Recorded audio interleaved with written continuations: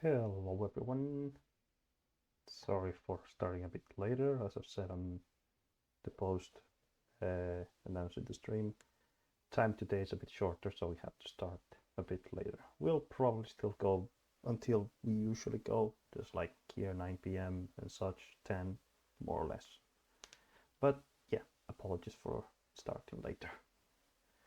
Uh, uh, uh, we have less time, so let's make the best of it, I'd say.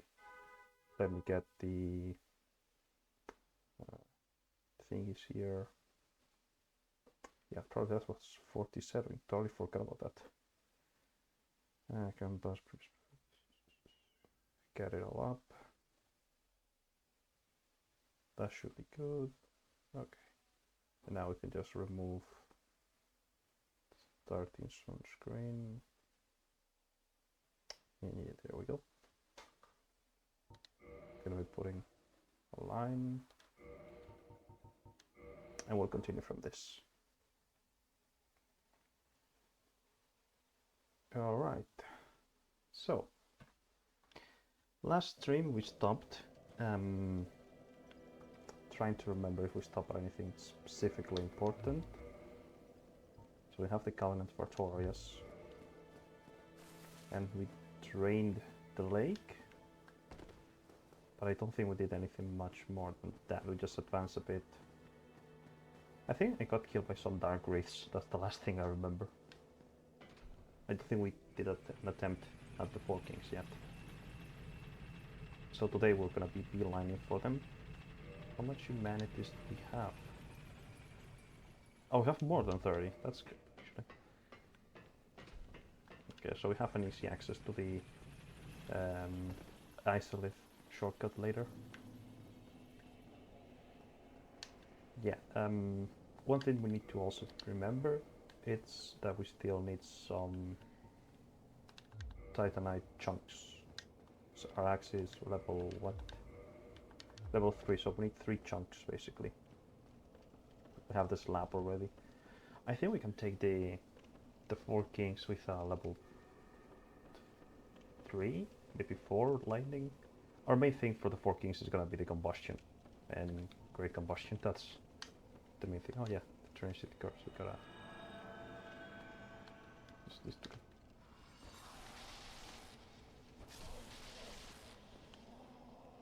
There we go. Okay, realistically, it's weird because I was thinking the other day we are both close to ending the speedrun because equipment-wise we have everything we need. Well, except the red Tearstone King, but ring. But I'm not relying on that one. I don't want to just go straight for that one. I know that's the easiest one, and to be fair, we also have other generally good things for slow level ones like combustion, like pyromancies. But just don't want to go 100% copy, just combustion, everything for fire damage, you know. There we go. But yeah, when we're missing, as mentioned, the second half, which is just what's left of Anor New Londo, which is barely anything really. Come on, buddy. Come on, get over there. There we go. Yeah, we're just missing this on New Londo and then new places like Isolith. But again, those places really are gonna be pretty fast, I'd say. Oh! Okay, I didn't expect the kick. But fair. Yeah, the only thing that worries me in those places like Tomb of the Giants, New Londo, the end of New Londo, this Isolith, is that they're not that good, realistically. So it's gonna be most of it a struggle against how's it called? Against the not so good design of the latest half. But you generally do them pretty fast, especially compared to early game. So the thing that does worry me is more like oh wait, I got with you. It's more the DLCs, which is later. And that's what I think might eat a lot of time. Especially like Artorias and Manus. Calamite, I have no idea how good or bad he is at like still level 1. Artorias, I think it's manageable. Okay, there was a secret door. Oh yeah, this. I remember.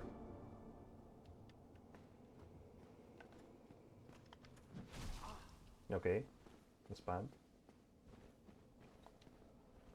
Okay, I want to take this easy because I don't want to just keep adding to the deaths. Like the DLCs will be doing that a lot. That, and I don't want this guy to fall. We'll probably need one Titanite chunk for them. Well, fuck yes. Look at the timing. Yeah, because now this has a Titanite chunk. Let's go. And there's another one on a chest nearby. It's funny how like Tomb of the Giants is the dark area where you can't see anything map. But this is the actual you're not seeing anything map.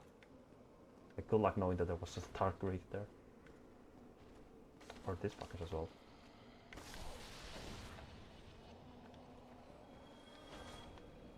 Go.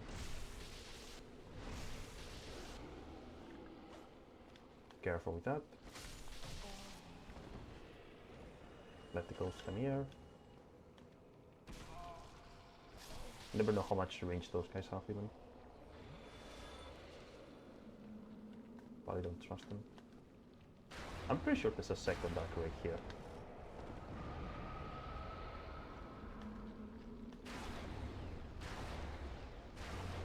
Okay, 2 hits, we go around. I mean, that was needed.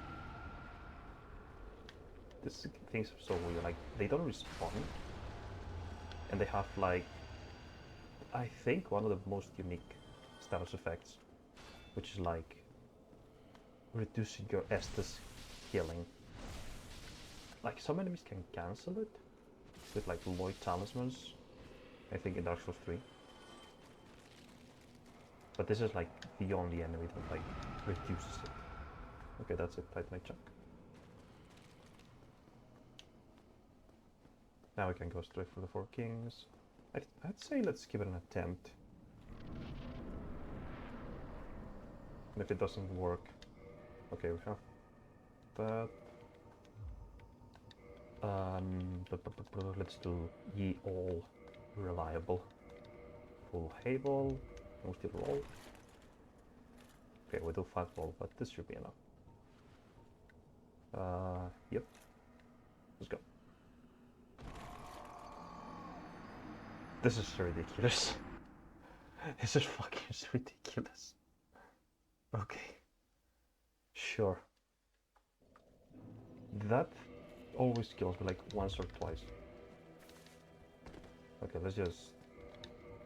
Come on, get naked. Let's then go upgrade our weapon real quickly. Like, that is so fucking sad. I'll have to add 1 death while we use the elevator. I will say that doesn't count as the boss killing me though. Like, I refuse to believe that. Okay, 48. Let's go. But yeah, no, that was just...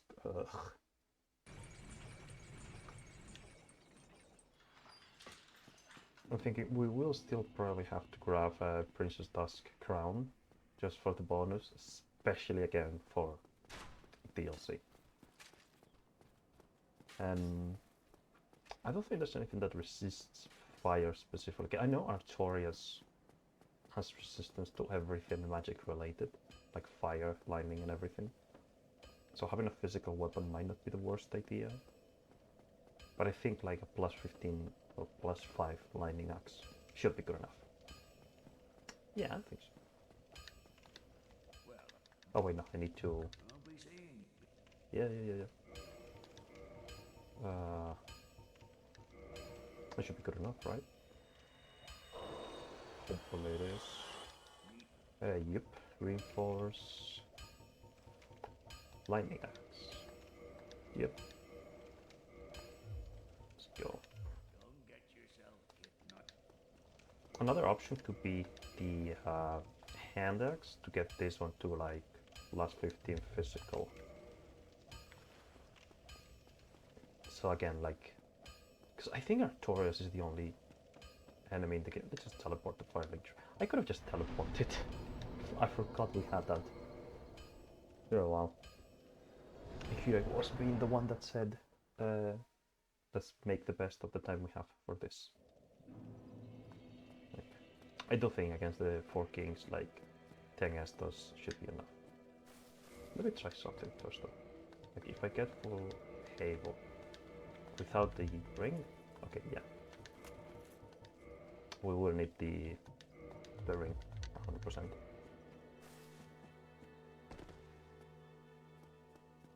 Alright, let's go.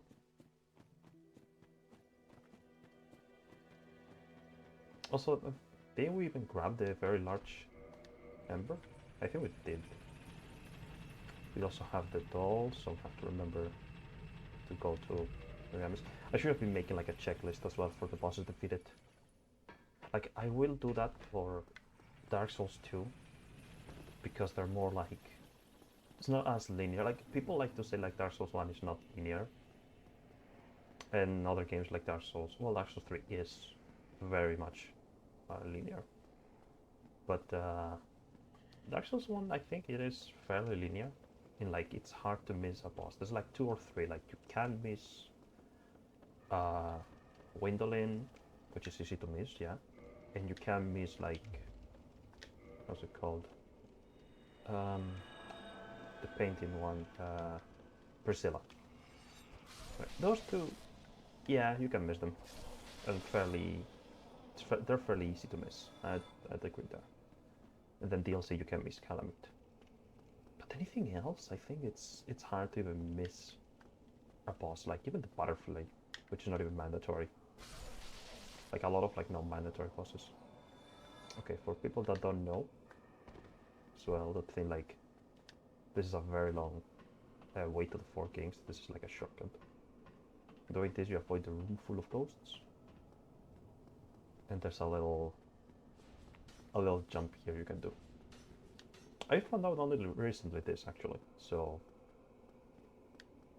you know, props on that. I just do this little jump. We even have a sign here that says like try shortcut, and we just go down. I do think you attract like a Dark Pit or something, but as long as you cross, you're fine. But let's make it a bit safer this time. There's a few levels down. This should be good, right? No. One more just in case. Okay. Okay, full Havel, we have Combustion. Great Combustion. Let's start with Great Combustion just to rush the first king. Let's go.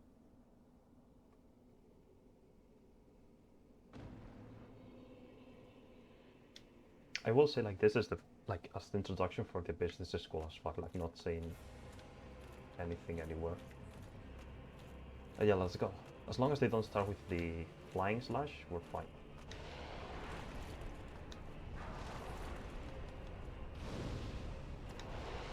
Alright, we're good.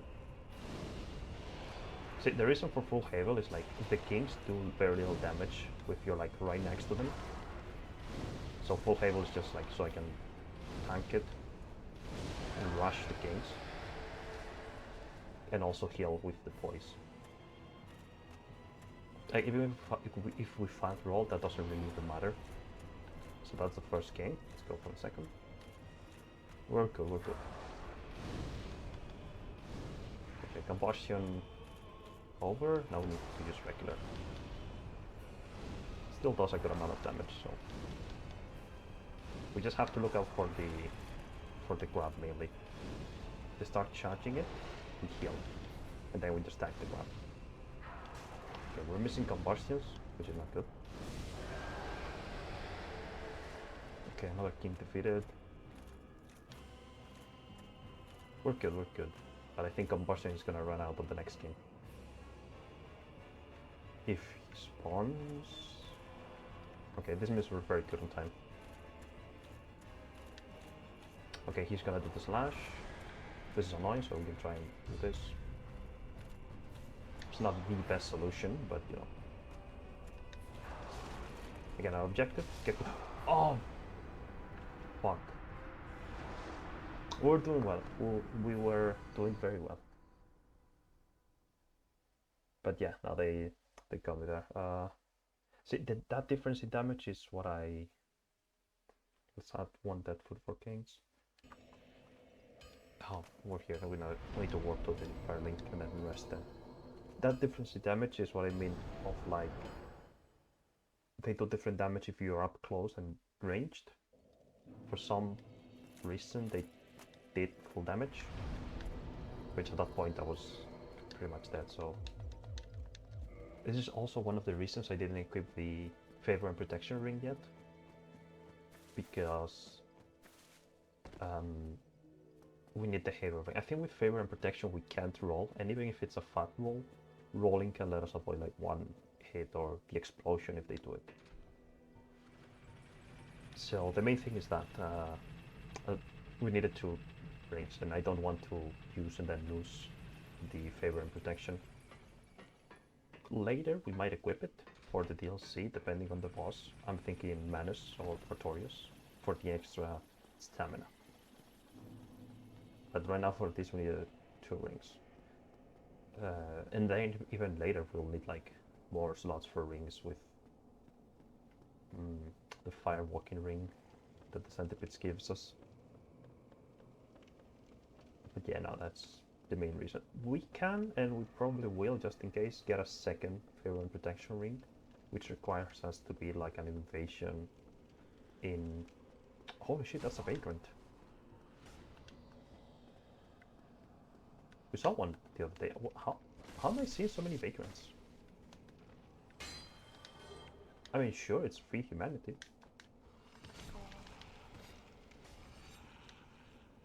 I mean, I don't mind getting like one Estus Lance, it's one more humanity. We can start using them. I wanted to save humanities until we had like 30, but now that we have them, I think it's reasonable to use them for regular heals. Because I think we have like 35, 36 or something like that. I'll check just in case. Yeah. I've been also... One of these days I was like replaying a bit of Dark Souls 2 to also, you know, start preparing for the challenge once we beat Dark Souls 1. And that was gonna be tough, I feel. Like I was not replaying it with Soul Level 1. I want that to be like a first experience in-game, in the stream. But holy shit. Okay, I thought we were gonna die again.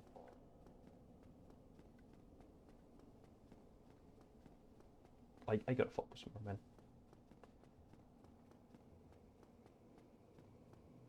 Okay, that's that.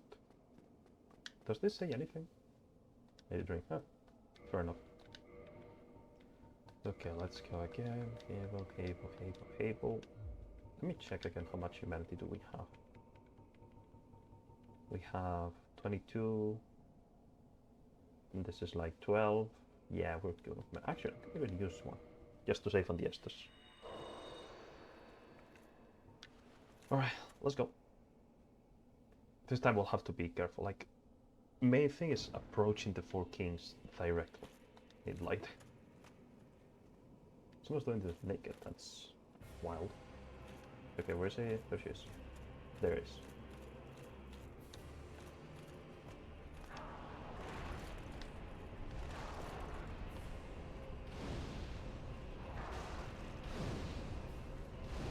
Okay, now that's the grab.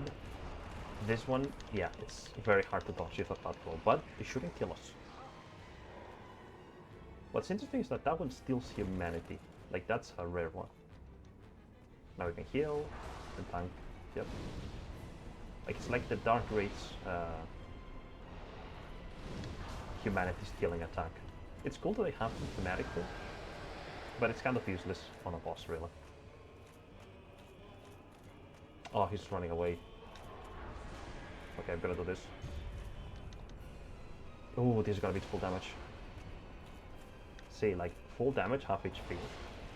It's respectable. Oh, this is the explosion that we mentioned before. Fuck! I thought I could defend it. I tried to raise the shield, but I was too slow.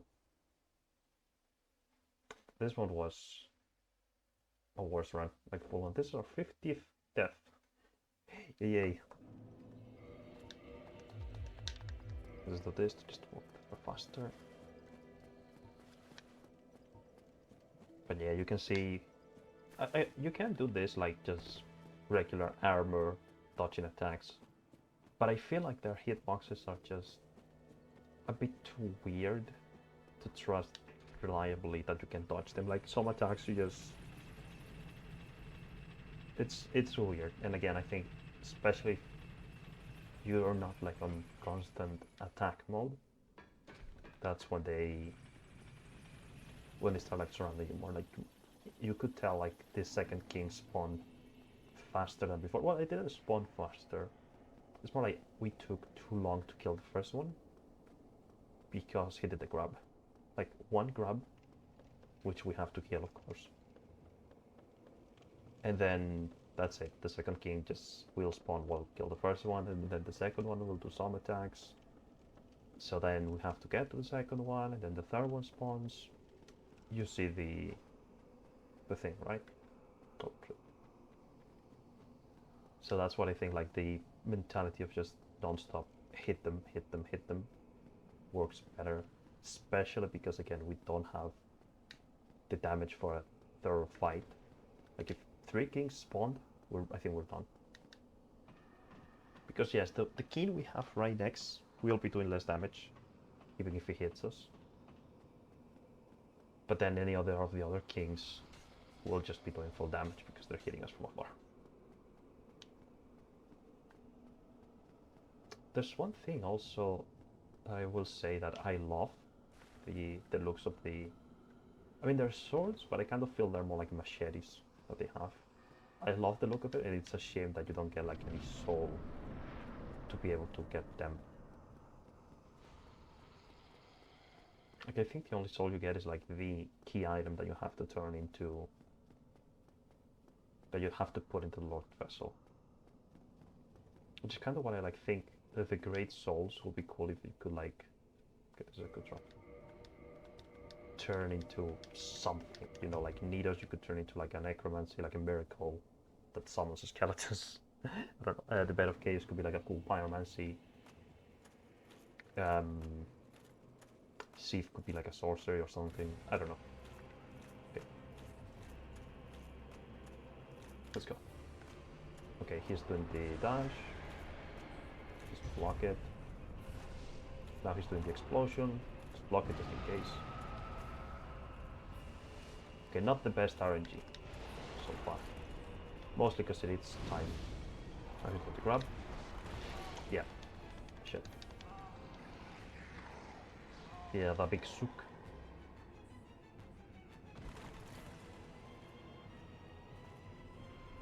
We heal. Okay, second kill already spawned. This is bad. We gotta rush this guy.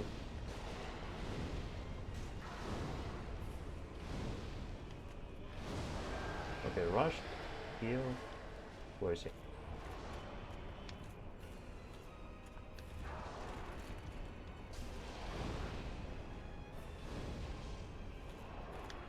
Okay, no.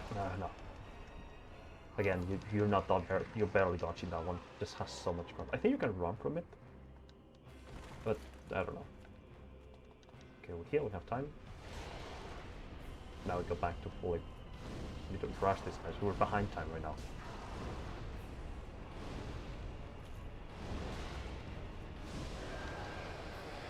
Okay, where's the other one? There it is. Already hitting us. We heal. We heal. Okay, we got voice broken. Could be worse.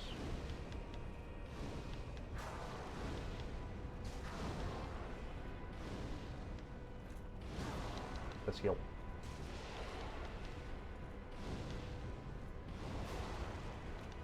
Okay, axe time. Okay, that's good on damage. Where's the other one? It's kind of funny because I think if you do a lot of damage, you might kill 5Ks. Oh, that was bad. I should have not tried to block, I should have been running towards him. Okay. Oh, fuck. No, heal, heal, what are you attacking?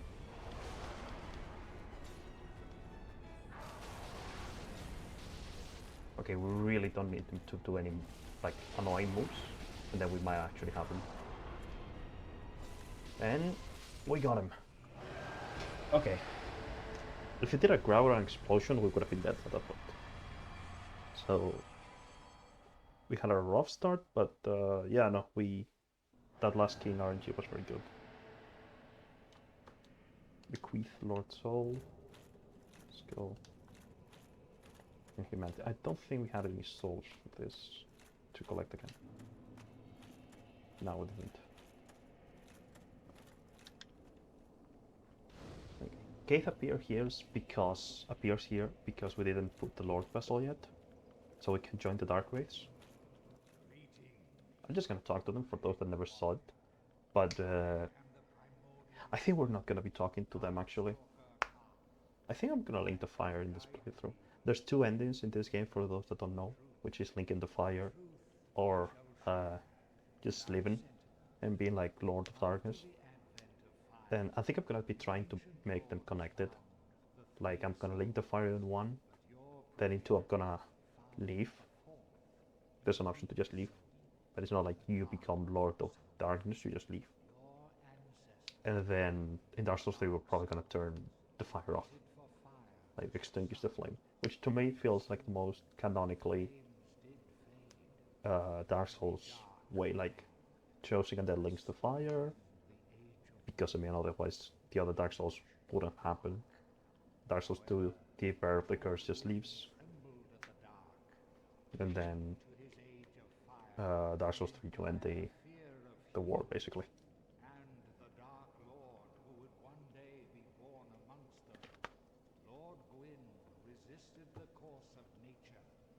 Sacrificing himself to link the fire and commanding his children to shepherd the humans. I think like after this we should go. It's a shame, but we have to go back to Polite Town to upgrade our weapon, and then we're gonna be doing the demon runes.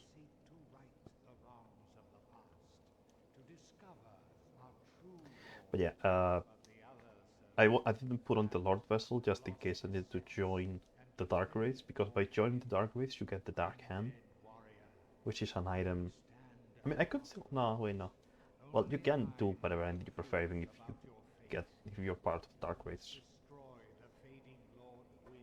Yeah, the how's it called? The Dark Hand allows you to get humanity from NPCs, which is what I would have been doing if I didn't have 30 humanity. No.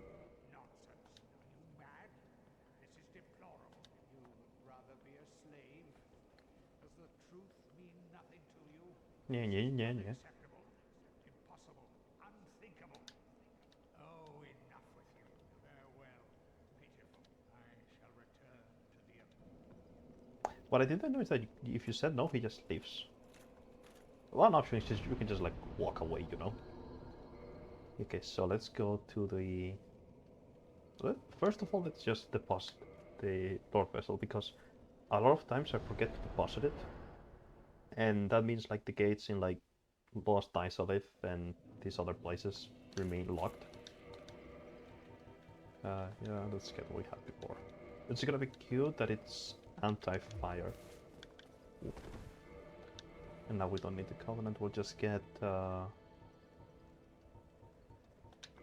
boost Sorcery, why not? Yeah. No, no, I'm fine. I'm fine. Well and wide awake. Do not. Yeah.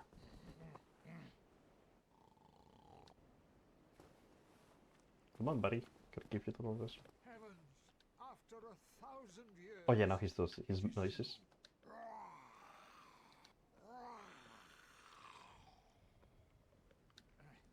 Forgive me. I really should calm down. Now, let us see. Oh yeah, cool. Jump.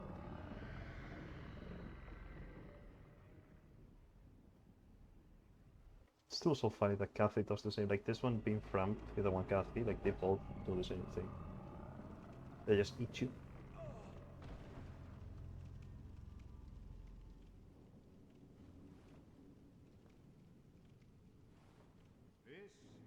I still don't even understand the biology of the snakes. These like weird creatures.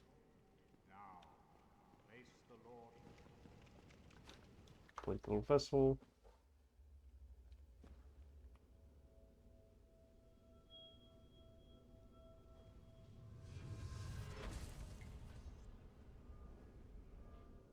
I do like how this is like a way for the game now to like sort of guide you to where you would need to go. In some cases, like, because a lot of players after this point, they would have probably not investigated. Maybe they would have investigated the Timor ruins, but that's it. Like no player, and maybe some would have see its archive store. Like this one, no new player would know where it is. But this one, a lot of new players could probably see it if they explored in Orlando. Orlando, sorry. And this one, again, Timber Ruins. It's fairly easy to come across this one. Alright. Now let's go to the Daughter of Chaos. Could have deposited there the four kings' souls, but meh. It's no biggie really. To make this a bit faster, let us get the chlorine filling. No, we just want to be faster.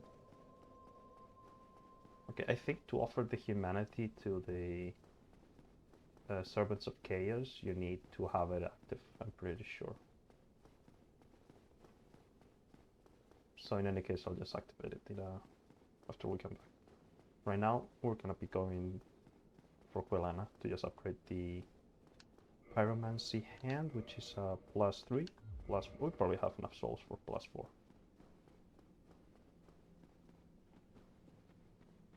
And yeah, the other thing, there's also one area that I don't think it's worth visiting, which is the Great Hollow. We visited before to get the, what was it, the Chloranthy ring? Yeah, it was the Chloranthy ring. But other than that, the area has like dragon scales and a covenant, but there's no bosses in the Great Hollow and nothing that we really kind of want, I think. At least I think so. Like I don't think there's anything in the Great Hollow that interests us right now. Okay, let's kill these guys just to make sure they're not a bother.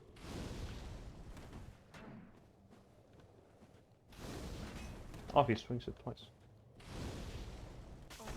Yeah.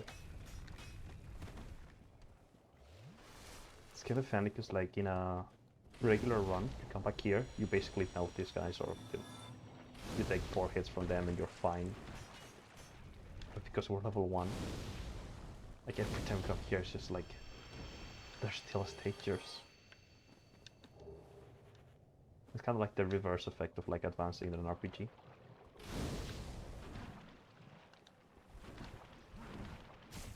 Okay, there's the poison. Alright, now we can talk to Kulana without having the fear of having a giant rock smashed into our faces.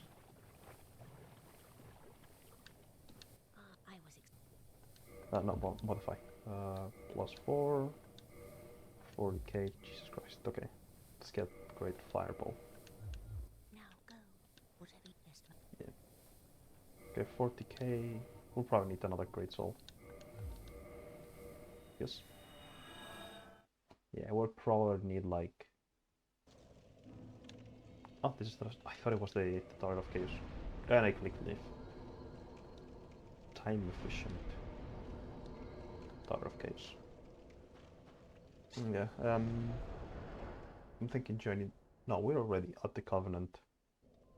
Just need to offer now the 30 humanity.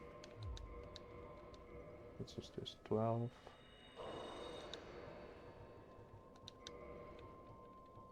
And 13. We have 12 remaining, so that's pretty good. Especially for if we need to kindle the bonfires. Enter Covenant. Oh yeah, because we did the Forest Covenant. That's right, that's right. You know how to play this apparently, at least for my brain. Offer Humanity. Yep. 25. Oh. Wait, 25? I had.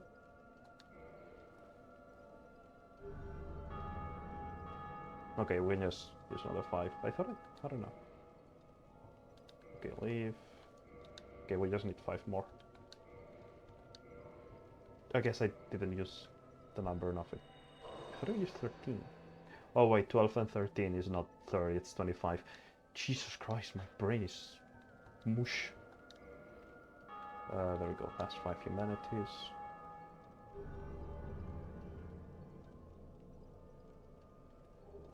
Chaos Storm, rank gained. Now can I rest here or not? What the fuck? Okay, so now Chaos Servant.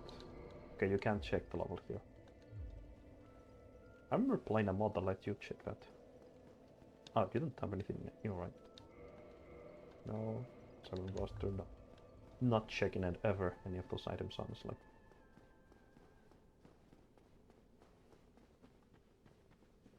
Okay, you would think this area is tough for Pyromancy, which is, besides our axe, our main source of damage. But actually, it's not even that bad. Just rest here, just so it's a bit better. Oh, we can also like turn into human here. Oh no, wait, I need to use the humanity first. Yeah. Turn into human here to have Kirk invade us. I don't remember if Kirk invaded us on the depths. I think he did. There's no way to check up, I don't think.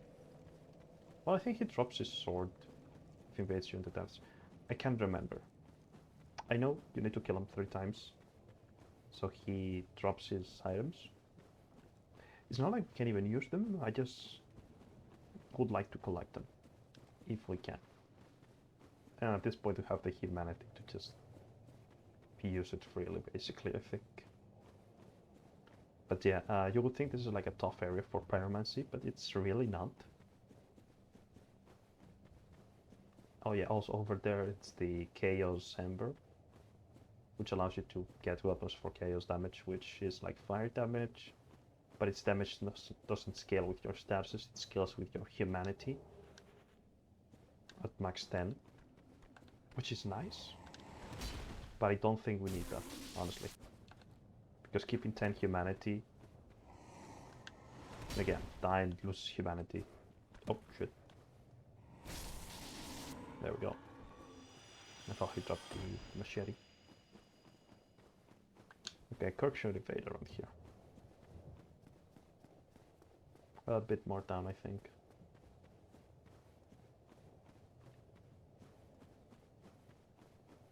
Like, I know where he spawns, but I don't know exactly where he invades. If that makes sense. There we go. Yeah, he spawns back here. There he is. How you doing, buddy? Plus 15. I mean, it's a plus 5, but plus 15. Also, this shit ton of souls that he gives us. This and the next boss will probably be enough to get our Pyromancy Flame to level 5, which is the maximum. Okay, now we need to kill this worm. Careful with that. That thing just erodes equipment. Maybe the axe is better. Oh! Okay, I thought it would be like safer from that side, never mind then. Gonna utilize this moment to update our images actually. Total deaths, now that would be 51. Now our current boss, previous boss, let's change them here. previous forkings. Same deaths as Sith, so that's kind of fun. And our current boss, it's the Demon Fire Sage. And current deaths should be 0. There we go. Just changing that, like keeping a record basically. But yeah, no, like this area, it's weird. I have no idea why or what's the logic. But our next boss, like most enemies in this area, don't care about fire. I don't think they're either weak or resistance. I think the worm is resistance just because he was taking like 100 damage only. But other than him, most enemies here is like, you can see they're Taurus demons. You can see they're the Capra demon. Like a lot of them, I think they're just like meh to fire. I don't remember how well Capra demon does to fire, so let's test that out very quickly. Just because I'm curious, really. I could just run past this guy, but meh. This takes like 2 seconds to kill him. Ow. Dude, I swear, if I die to Capra now after saying that.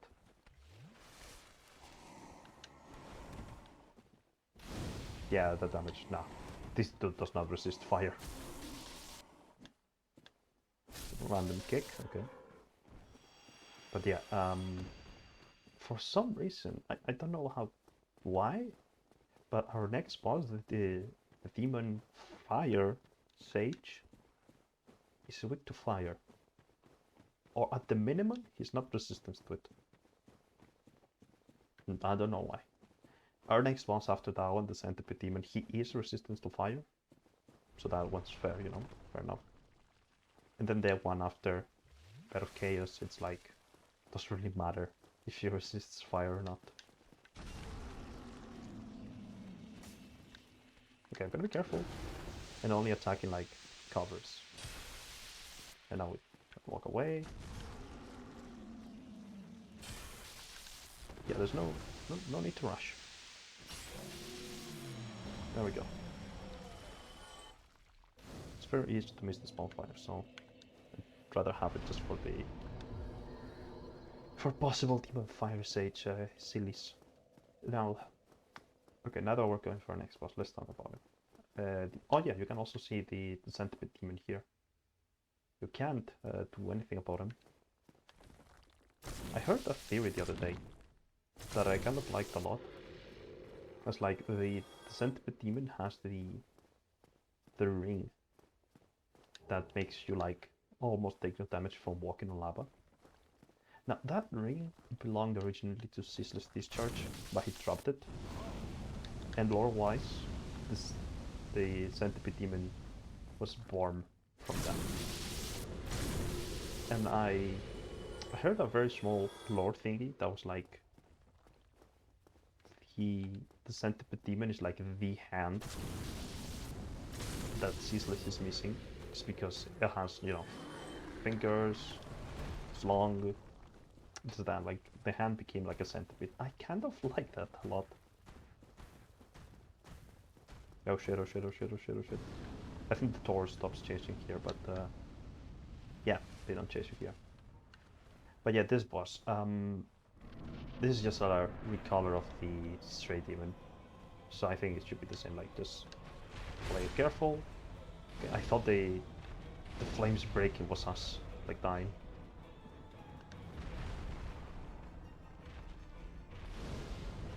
Yeah, see what I mean? Like, he takes so much fire damage, it's weird.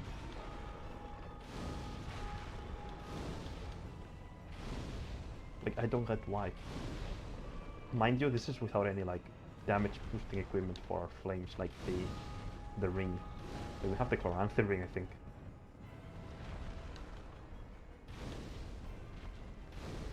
Let's see the axe, how much it does, just to compare.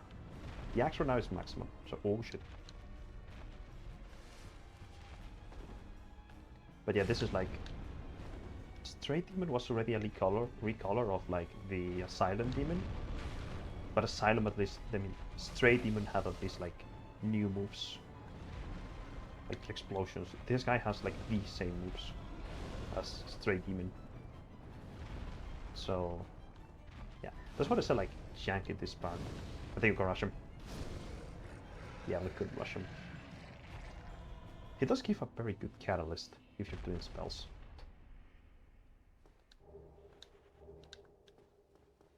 But yeah, it's called... yeah, we get also the shortcut.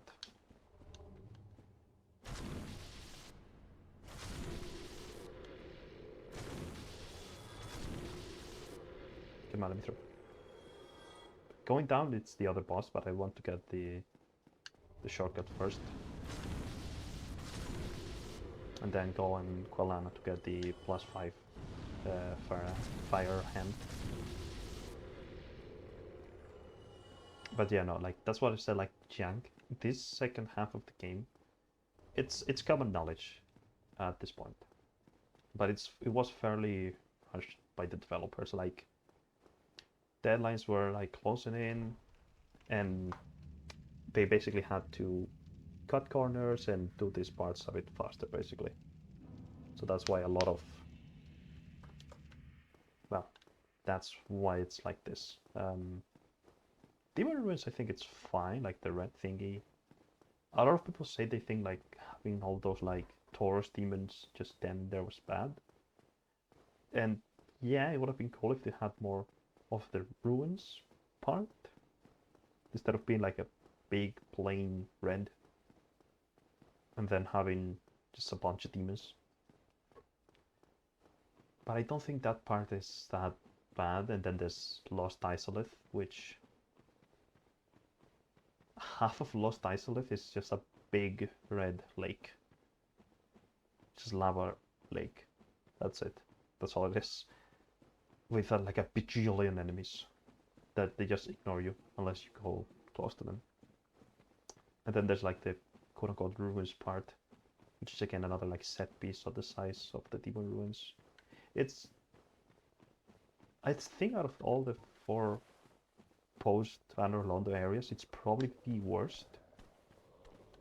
But we're tackling it first also, so we can get like, oh shit. So we can get a specific item that will help us in the catacombs, which will be our 3rd one.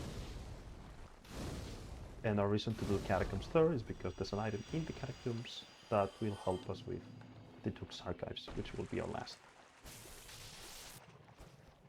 Come on, buddy. Alright.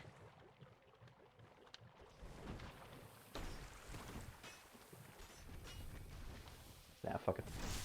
But yeah, Lost Isolate, it's a shame. It's even worse, the fact that you have to go to Lost Isolate for like 2 NPC quests. Like that part is kind of like a big, well, alright, fuck you. Like Sigmire and Solaire quest lines can end there. Modify equipment. Pyromancy +5, let's go. Let's just pop it by Fire Whip, why not? Long ago, I accepted over 200 years ago, in your world, the little rascal really made something. Pyromancy. I don't think it's always fear the flame. I would hate. Now go. I do know once you kill the Bed of Chaos, she says something, like she gives you something, but I forgot what it was. Okay, let's just... one more bone. Now, let me change... Okay, this is not the best bonfire for this. I think the closest one would be like Daughter of Chaos one. Yeah, let me change while we go here. This, because again, that's what I thought, like Demon Fire Sage was just gonna be on and gone. So Fire Sage, 0 deaths, 0 deaths, and our current boss now is gonna be the Centipede Demon. Some of you might know him because of like Elden Ring, Night Ring. He's one of the 2 Dark Souls 1 bosses that got added there. The one being the other one being the gaping dragon. Guess the shortcut. Now, one thing that we could do again, it's with the shortcut that we got from here, we can basically go and skip this guy, Centipede Demon. Like, he's 100% skippable. He's not mandatory if you don't donate 30 humanity to the Daughter of Chaos. But we're not gonna do that, because again, this is all bosses, so... But at least Fire Sage, it's weird. Because we might die, not to the boss, but to the environment. We don't have a fire resistance ring, do we? Nope. Okay. I think Chlorantha is fine. We're not gonna use a lot of spells. I don't think we need to. Again, when I say like his resistance to fire, I'm talking from memory, so maybe I'm wrong. Because you can already see the right of the arena. At least I will say, like, Fire Sage binary color sucks. Especially because in lore, Fire Sage is like the demon that created pyromancies almost. But at least Centipede Demon is not an insanely good boss, but it's unique, let's say.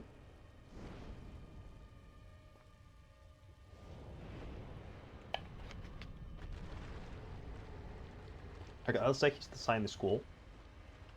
Like, that was for sure. And the fact that you can, like, cut centipedes of him, again, cool. Okay, here's the thing. We're not fighting him on this small platform, we fight him here. Okay. That lava can just kill us 100%. Okay, he can do this stretchy move. It's kind of tough to counter, I think. So we just need him to get closer to us. Okay, 200 damage. That's pretty good. How's combustion happen? Well, if I miss it.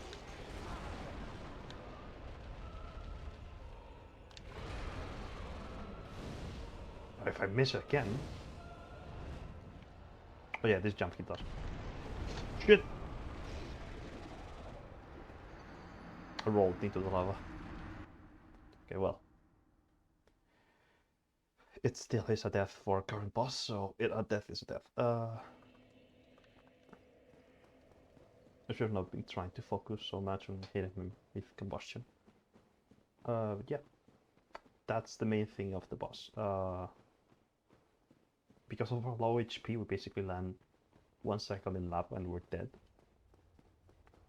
Like, if you have a good amount of HP, you can easily fight him on that big platform in the middle. But in our case, that's not an option, because we can't do this jump. This jump you take like 3 or 4 ticks of damage. Oh, I wanted to like get next to it and hit it. Oh my god, okay. Okay, we're... Careful. Okay, we're on a loop here. We're on a loop and we died because of it. Damn, could have not made it there. Alright. That long range attack, man, just destroyed me. Oops. We're not gonna be that tight on casts. I could actually good idea. Let me replace my spells for ranged ones. Okay, I don't know if you can poison him, but we'll just hit him from range. I don't think you can poison. No idea. What I thought of doing as well, because let's be honest, Centipede Demon doesn't have a lot to talk about. He's just a guy. But what I've been thinking Dark Souls 2 was like to use the poison set, like the butterfly set. I've never used it. But I know like a lot of people recommend it because it's like very poison. Jesus Christ, look at that. Okay. If he does the long range distance, we gotta dodge it. Otherwise we're like in an infinite loop. Careful not to fall into the lava. Come on, buddy, get closer. Again, the thing with the main platform is that... Okay, he's doing that again. Let's just watch it. Oh, motherfucker. I don't think I've ever had this much trouble with the centipede demon. Like, he's not even like a tough boss. He's just getting me with the long range attack. If I could... There's one way where you can like get the ring without killing him, which is cut him the big centipede arm. Like if you got that one, he drops the ring and you can get in there. But the fact that like he keeps doing that move. What?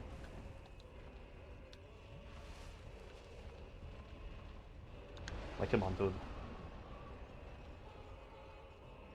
Walks, uses it.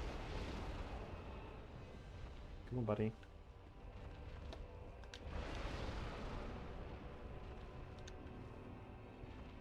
One, two, uses it again. Fucking lava. One, two, uses it again. Gonna start like trying to hit it. No, don't turn around. What the fuck are you doing? Okay, this is enough distance for a fireball. Or maybe not.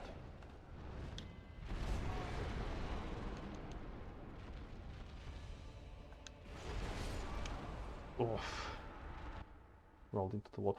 There's one thing that I keep doing that's messing me up here. Oh yeah, 4 more deaths. I'm not updating the total death thing.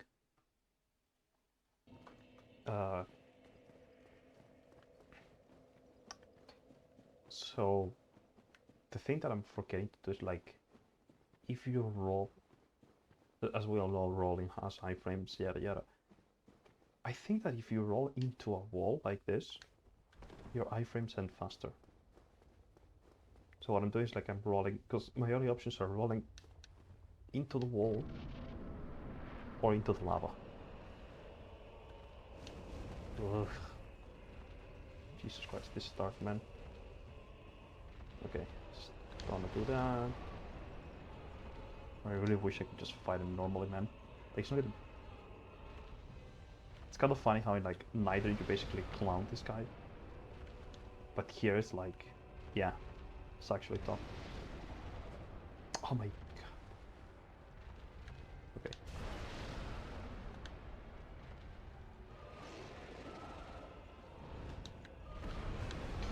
Oh, oh fuck. My head really is not in the game, eh?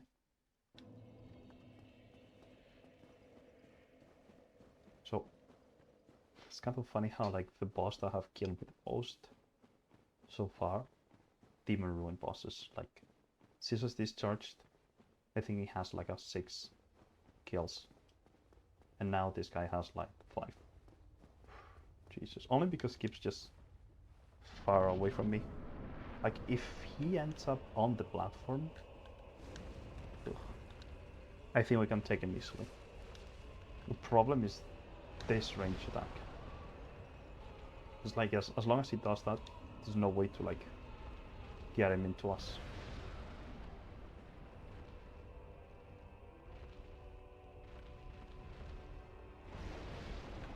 Okay, I'm gonna wait here until he does it.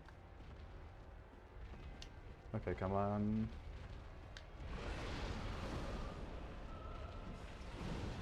Oh yeah, he's just immune to fire. That's what I was like missing combustions early. Oh, Okay, I was pressing rolling there. Fuck. I was like pressing it. I'm getting depressed because of this guy, man. What the fuck?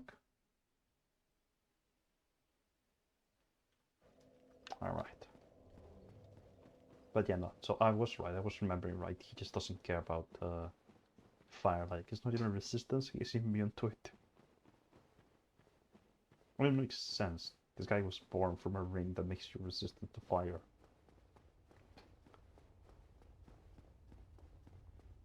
But see, that's the thing. Like, this is skippable. So if you're using only pyromancers, you can just like don't do this guy. Ugh. It does mean we have to do the axe moves. So let's try and fish for hits, I guess. Let's get this so it doesn't bother us later. Whoa.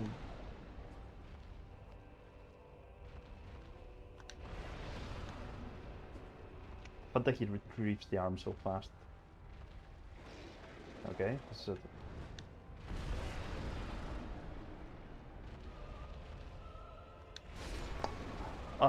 I'm just not touching anything, am I?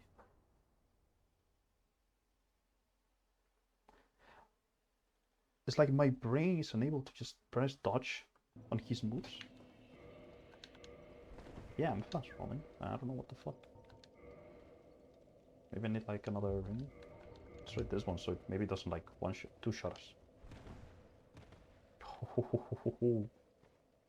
No, I think we're dead anyways.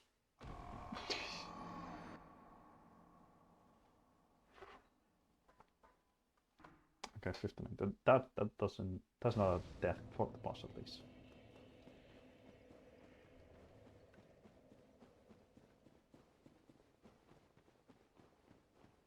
Yeah, man, I'm thinking like just full on try and block the moves. Just shield up, block things. We have to upgrade the shield, like not for the damage, but just because the more you upgrade a shield, the more stability it has. And the more stability just means less stamina for blocking. Just a small upgrade, but you know, it's useful.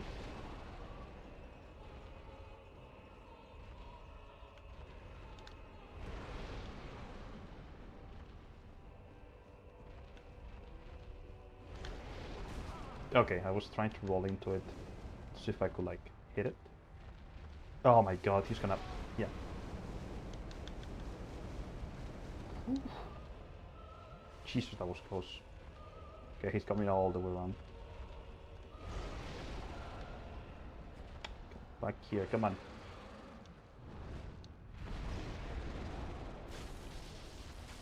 Okay, there we go. There's a firebomb down? No, it's not.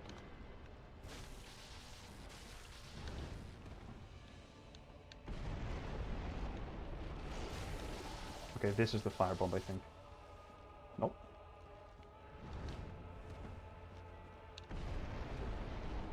Okay, I think we have him in a sort of loop. This is the jump. Now this is the fireball. Okay, we're fine, we're fine. Just have to be careful.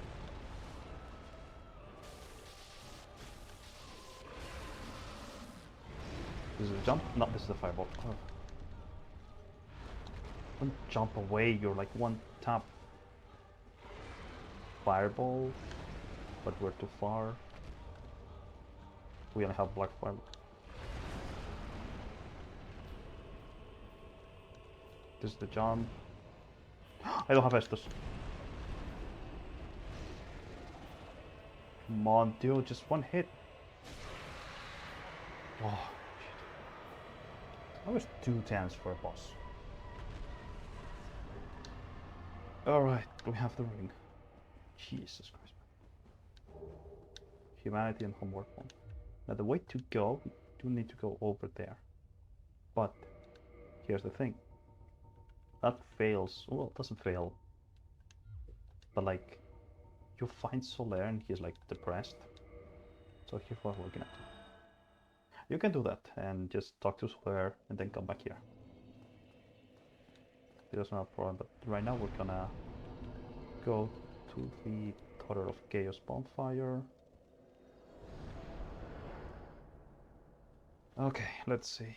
Over here, let's change current boss. Current boss is gonna be the Bed of Chaos. Previous boss, Centipede. Centipede killed us 7 times. 7 times. Bad 0 so far. Okay. Let's see. Oh, someone has the Ornstein smoke. Ornstein skin, that's cool. Well, armor, not skin.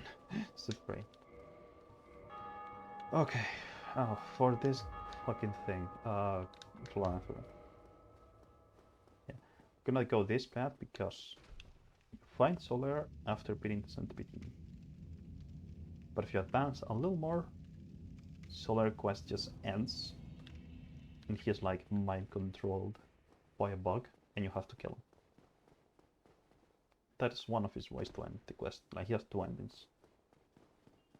The other way is, as we've done, use 30 humanity and then come here. That gate in the end, that's a shortcut. It's a shortcut, quote unquote. It's not the shortest way, but I think to me it feels like the shortest way.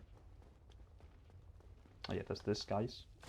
It's like sunlight maggots. Didn't do much, really. But I think it's good to just kill them just in case. I don't know if it's needed specifically, but there we go.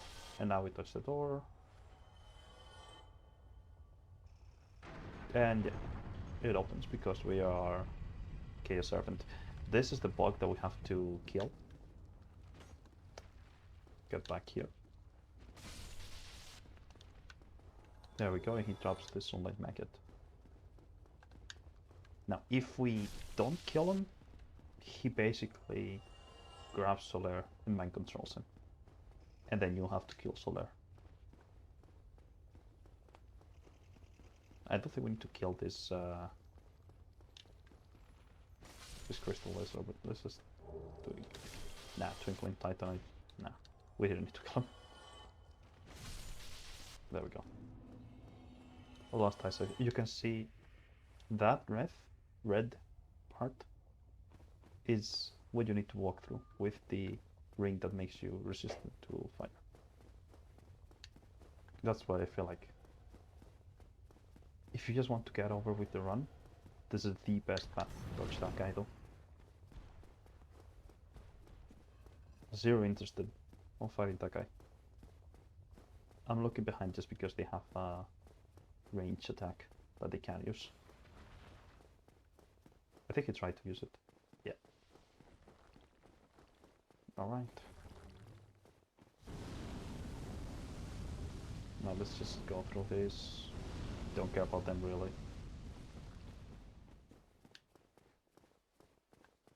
Here's an NPC that's supposed to be one of the Daughters of Chaos. Nope. Still alive. Resurrect Catalyst. Blurry Gira. Kirk invades you here again if you're human. But the thing is, like, I don't think we need to worry about that. Because our objective is not Kirk. Because I think we're gonna be here again. Very likely. Like, this is one boss I don't think I will beat in one attempt. Okay, we get through the Super Mario slide. And Bed of Chaos. I think this is probably one of the most infamous bosses. It's generally, like in Dark Souls. Like, all the boss does, at first, is just slam and swing. This part is like non-existent challenge. We need to break these things. Now, what some people do after this is like they quit the game because that puts them back at the fog gate. And the process you do in this boss gets saved. So yeah, you break a core, quit game, go back to the boss, break the other core, reload, you know, like that.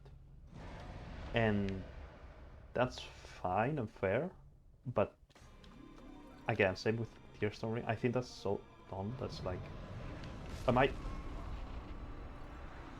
Well, I could have just done it. That's 1 death for the Bed of Chaos. Total deaths 16. Alright. Let's become human with less Skark invasion. Yeah, this is again infamous boss because, you know, look at the way we have to walk towards it. Yeah, let's get our spells again. Great Combustion, Great Combustion. We're not going to be using spells for the boss, but just to have them. But yeah, this is the infamous way. Like, the way back is so long. I think it's worse in the other path, because for the other path you have a section of lava, so you have to have the centipede ring equipped through it. Like, it's a gimmicky ring, let's be honest, same as the Covenant of Artorias. And then... yeah, I think it's pretty much the same path, but it's just longer. This one, I mean, again, it's not short. The other one is longer, so imagine that.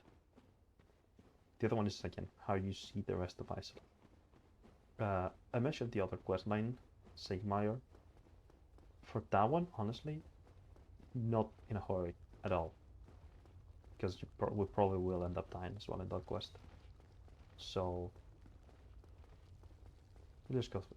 Oh yes, now that we killed the other maggot, Solar appears here. Was it all a lie? Have I done this all for nothing? Oh, my dear son.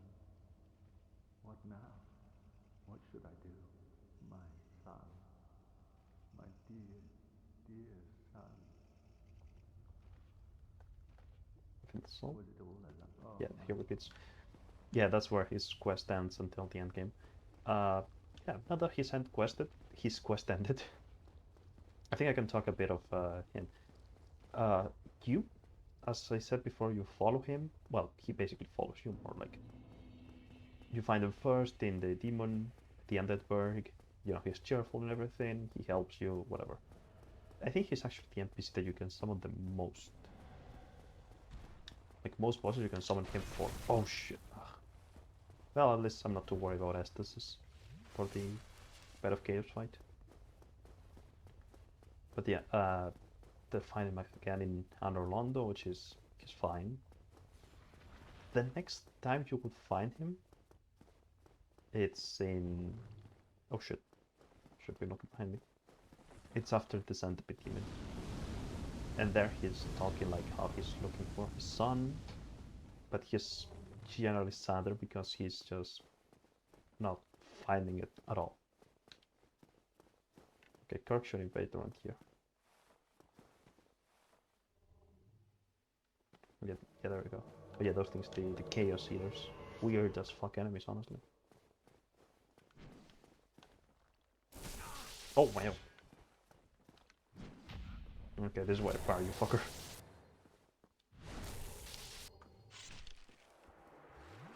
Alright. Look at that soul, like 26k, Jesus Christ, man. But yeah, he's more depressed, he's sad, etc. If you don't kill the Sunlight Maggot, he basically is there and the Sunlight Maggot is like attached to him and makes him think that the Sunlight Maggot is his son, and he's basically gone crazy and you need to kill him because he attacks you basically. Okay, here's why this boss is so annoying as well. Now we'll go for the other Nexus. The forge, like the floor just breaks.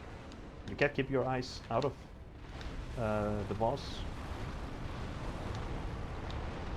Oh fuck!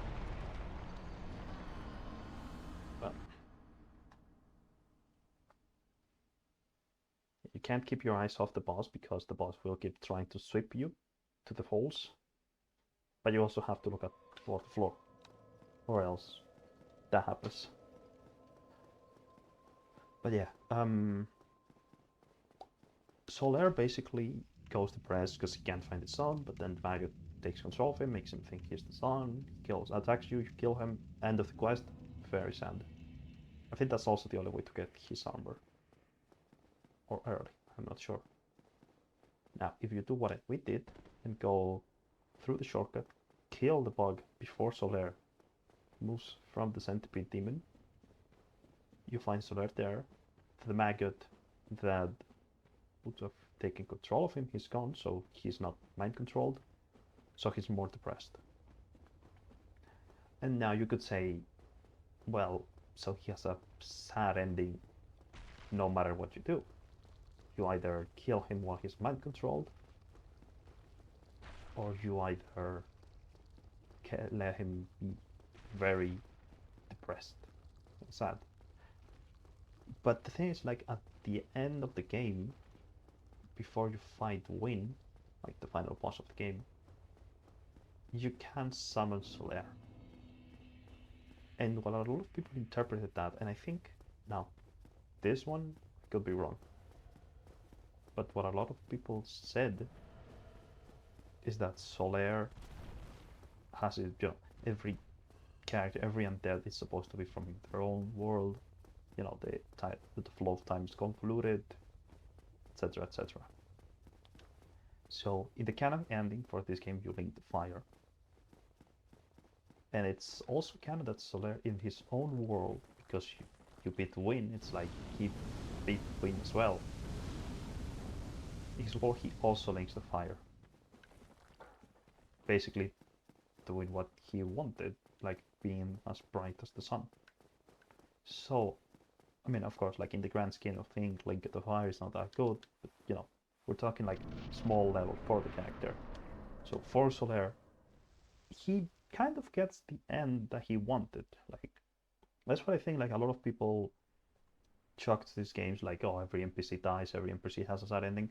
It's like, yeah, a lot of them do. Don't get me wrong, a lot of them do. Of like, okay, here's your quest, you do this, then you die. Dodge, dodge. I thought that was a slam. I thought he was slamming the ground. At least the floor remains broken, you know?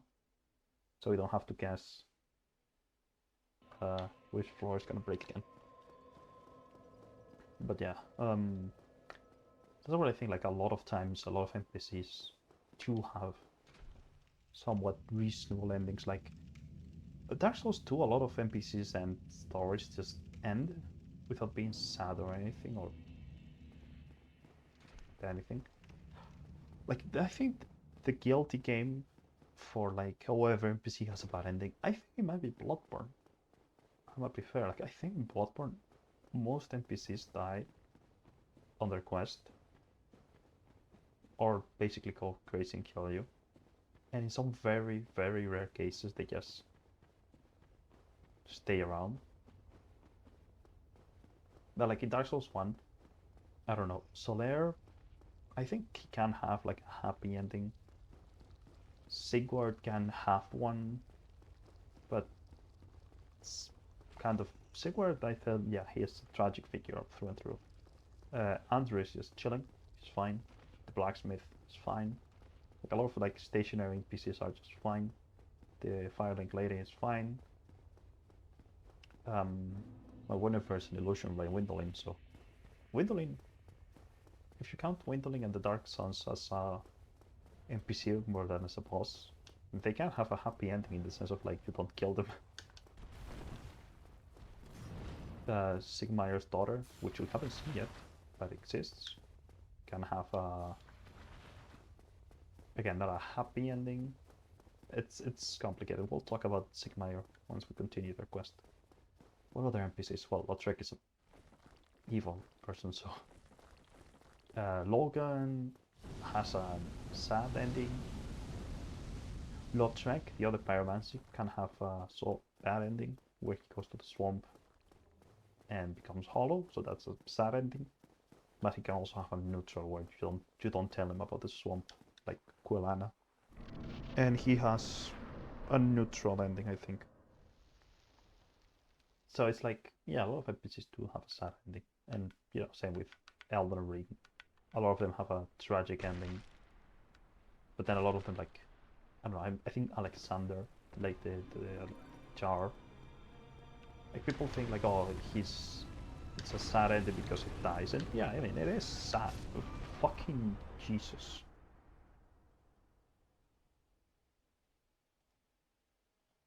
The fact that like if you get caught on the track, it's like death incarnate. Alexander, I think it is sad because yeah, like it's sad that he dies, duh.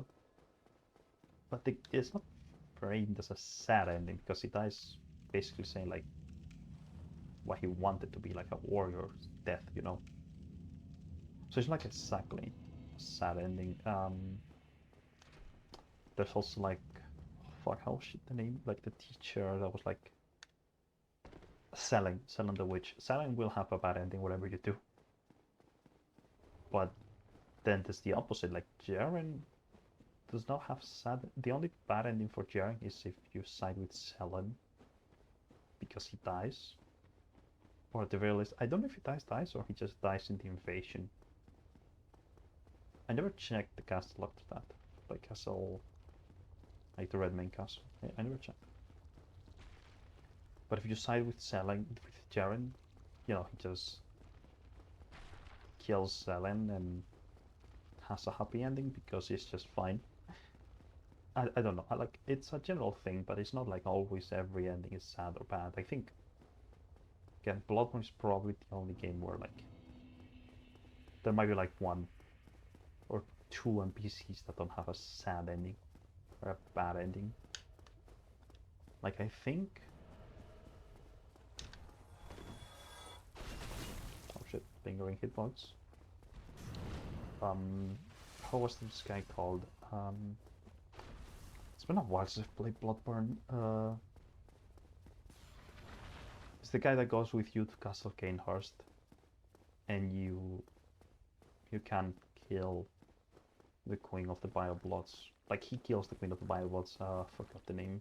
It's man of the church, and like he goes a bit cuckoo crazy at the end. But like, I mean, he just killed like the Dracula of that universe. I don't care if he's like laughing crazy, and then he just leaves. I don't think he dies after that. But you can revive the queen, which then that means the queen also has a good ending in a way. But I think that there are mostly exceptions, like, I don't know. Okay, focus, focus, focus. Just leg it. I know you can block the attacks, like the shield. Dun, dun, dun, dun, dun.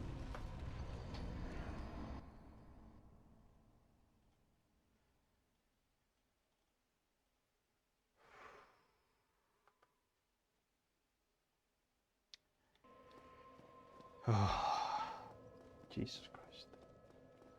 So fucking bad. Okay.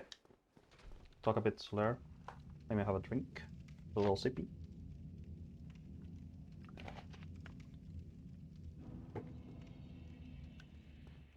Something that I wanted like to do like a retrospective video. Like going through the lore, history and mechanics of the Souls games. Like more of a video, not a stream, but that will be like a very long-term thing. But just because like I generally enjoy the lore of these games. But yeah, now that we're against a bit of chaos and we might be here for a while, Jesus Christ, let's talk about Bed of Chaos ourselves. Now it's weird in the lore, like the Bed of Chaos itself, it's like a 4 creatures at the same time. You have the big tree shaped thing that's like slashing to the sides. You have the two sort of nodes, flaming wings that it has. So far, right now it has one. If you noticed, once we hit the second node, it gets another one. Those two, and then there's like the little thingy in the middle. We'll see that one as well. So I have like 4 creatures. And the lore is a bit weird, but basically, when we noticed that the first flame was fading, you know, it's like, oh, this is gonna end, so we can have darkness now, but you know we don't want that because that means we'll die. It's like, okay, Pair of Chaos was like, well, the Witch of Isolith, which is, if you remember from the intro, one of the 4 main lords. The Witch of Isolith are like, okay, why don't we create another First Flame? You know, we're like the strongest pyromancers in the universe, so let's make another First Flame, why not? It's like, okay, fine, go for it. So she did try it, and it all blew up in their faces. Like, too much power, too much sin, whatever you want to call it. Dodge. Dodge! What the f... You fucking... Oh. Like, I dodge the swipe, but I get stuck on her, like, fingernails and just drags me and... Oh, fucking... What's the toughest shield have? It's a 900 shield, I can't use it. Well, I could two-handed. Oh yeah, that's right, you can two-hand shields.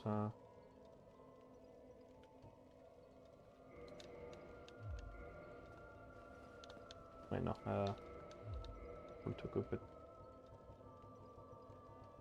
Come on. Yeah, just try this. Fuck it.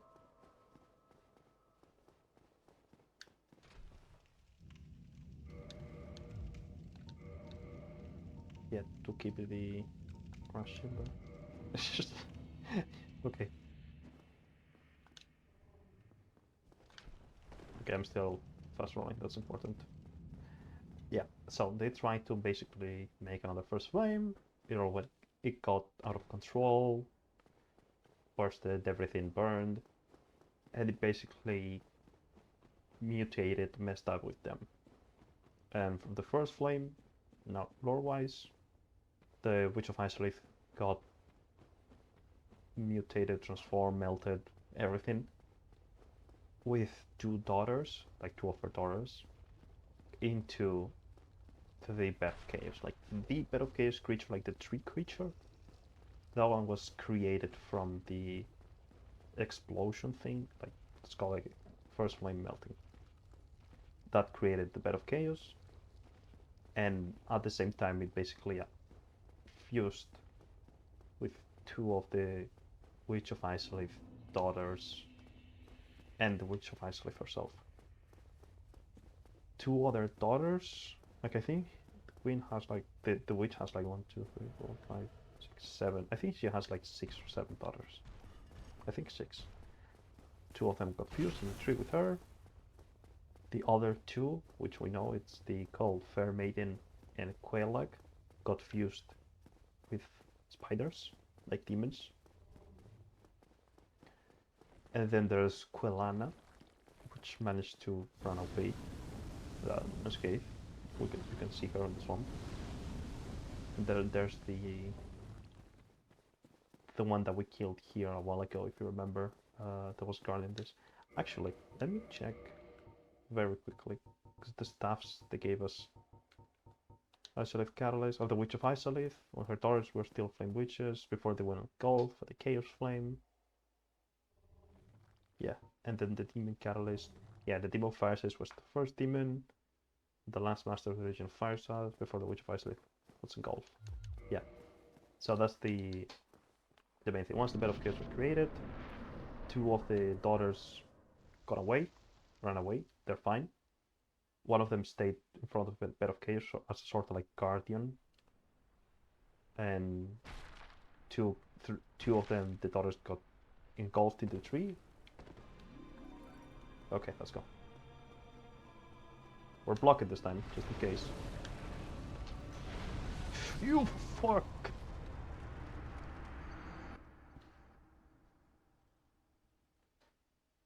I'm gonna try another strategy. I'm gonna like try and wait for the swipe far away from the hole.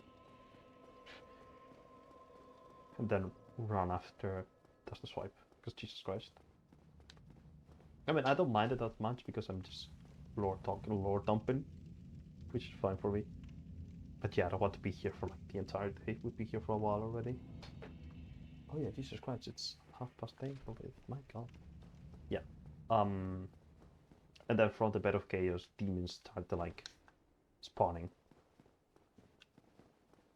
Why would the other queen block the entrance? The other queen, the other daughter? Just, I feel like it's, at the end of the day, even if it's like a demon, like bed of chaos, it's creating demons, etc., etc.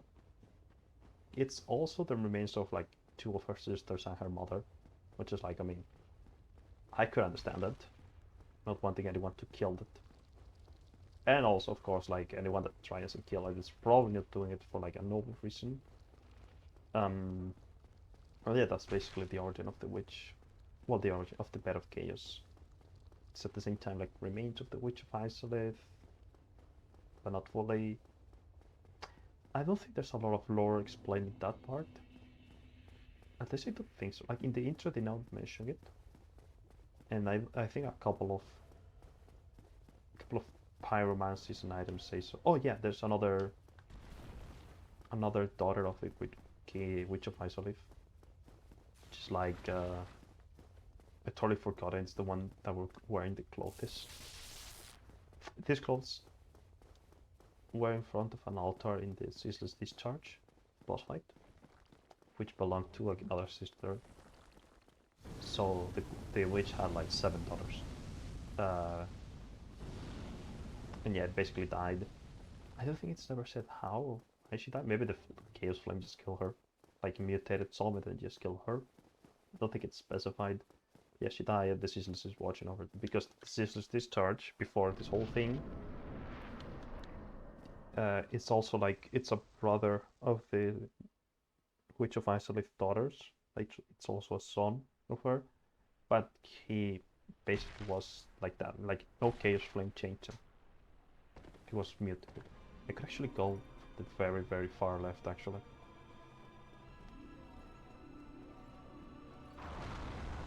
Alright, that's not good. I'm not swiping. Oh my fucking god, okay. Jesus. I don't think I can block against those. I thought I found like a new path or something, but nah. It's like, fuck you. Go through the back with that one. Okay, swipe. Swipe, and now we run.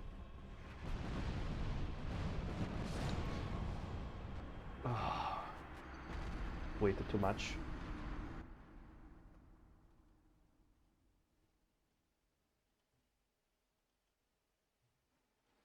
Up. Officially, Bed of Chaos is the boss that we've died the most. 8 deaths. And counted. Ugh. But yeah, because like Ceaseless Discharge was one of the sons of Isolith. He was born like mutated, fucked up, spewing lava everywhere. Like he was demon before demons even existed, basically. And one of the daughters, I think it's the daughter that's like he's guarding, gave him a ring, like the red child ring. I think it's mentioned as well on the ring. Yeah, since his swords were inflamed by lava, his witch sister gave him the special ring, but fool that he is, he rarely dropped it. From the spot, terrible centipede demon was born. Yeah, I don't know why the ring is like messing with the guy, like just calling him a fool. But yeah, drop the ring, so he's in constant pain, and that's why he gets so angry when you like rob his sister's clothes.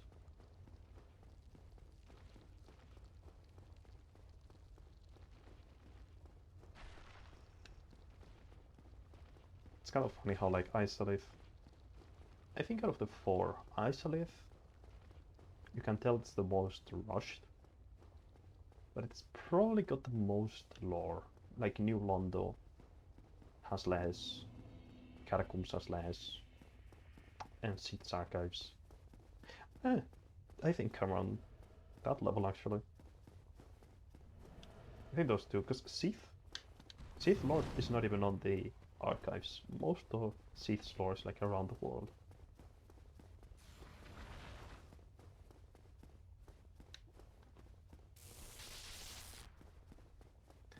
I've barely even talked about the lore in like New London while we were going through it. I think it's because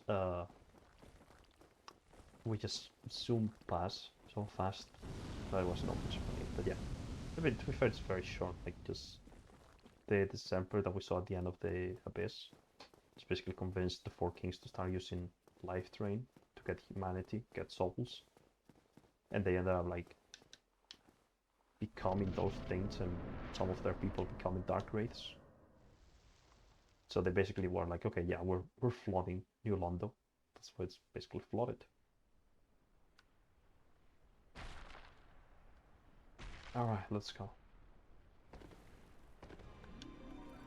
This time let's not take too long because that thing's gonna start viewing 5 fireballs. So do the swipes. Okay, okay, that's good, that's good, that's good. We block. Perfect. I didn't see the hole. I don't know how I didn't, but okay. We got this. Yeah, you just need one hit to break them. Okay, second nail. Yeah, this is it. A lot of people say this is the hard part because the 2 wings are up and this is the hardest way to drop, but I don't think so. I disagree entirely. Like there's like, oh, the warrior fight begins. Like no. Now we might die once. That's totally fair.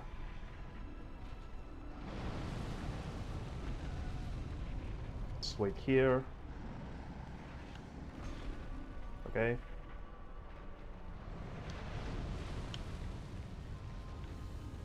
Slam. Fuck. Okay, I thought we were far enough from the slam. Oh, that's fine. That's fine. Again, the easy part is down. The easy part, sorry, the hard part. That's the shield strat. It actually worked. So let's go. Still a shame that I have like the Black Knight Halberd and I can't use it. Like this thing is the best weapon of the game. Let's go.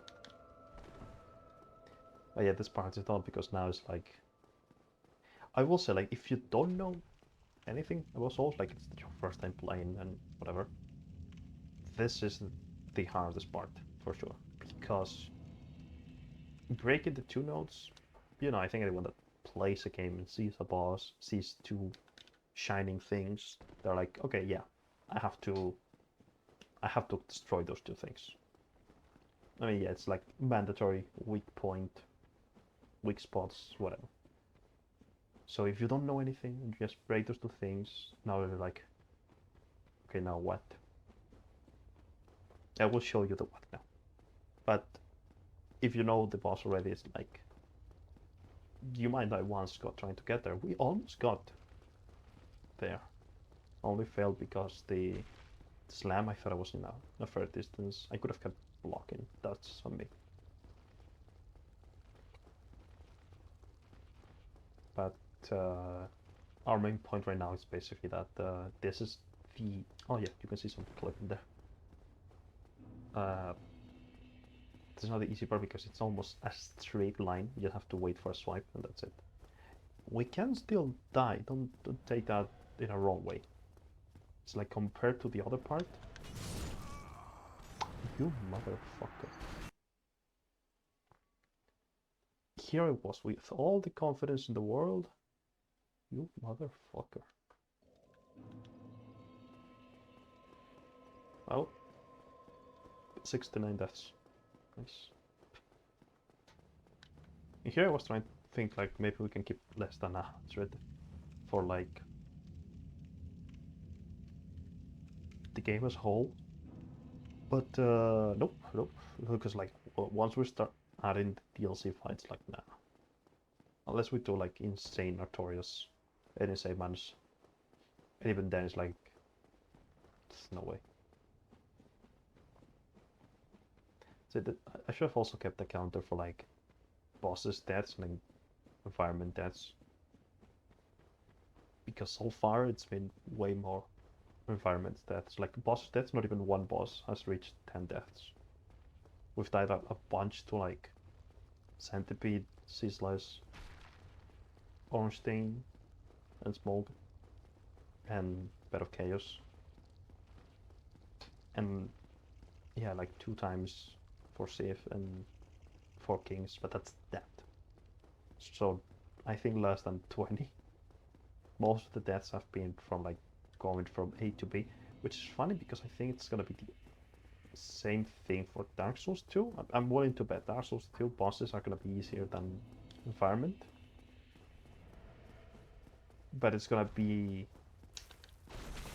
opposite from Dark Souls 3. I think Dark Souls 3 Environment is gonna be easier than the bosses. I could be wrong, of course.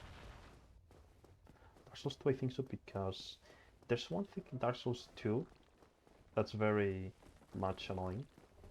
That is like in 1 and 3 enemies, you know, they have an aggro range. Once you enter the aggro, they start chasing you. And then they have like an aggression range. Oh yeah, looking up is just, it's kind of ugly. But yeah, they have like a range of aggression. If you leave that area, they leave you. Okay, heal just in case. But in Dark Souls 2, they basically never stop chasing you. So you need to basically almost kill them before the boss fight. So repeating boss fights is annoying. Okay, so here's the thing that's like annoying. The thing's gonna do a storm right now, I think. Yeah, so you have to be careful. Well, thank God I said careful. Oh my god, okay. Come on, heal fast, this is the easy part. Okay, he's gonna do 2 spikes. You fucker. Heal again. Ugh.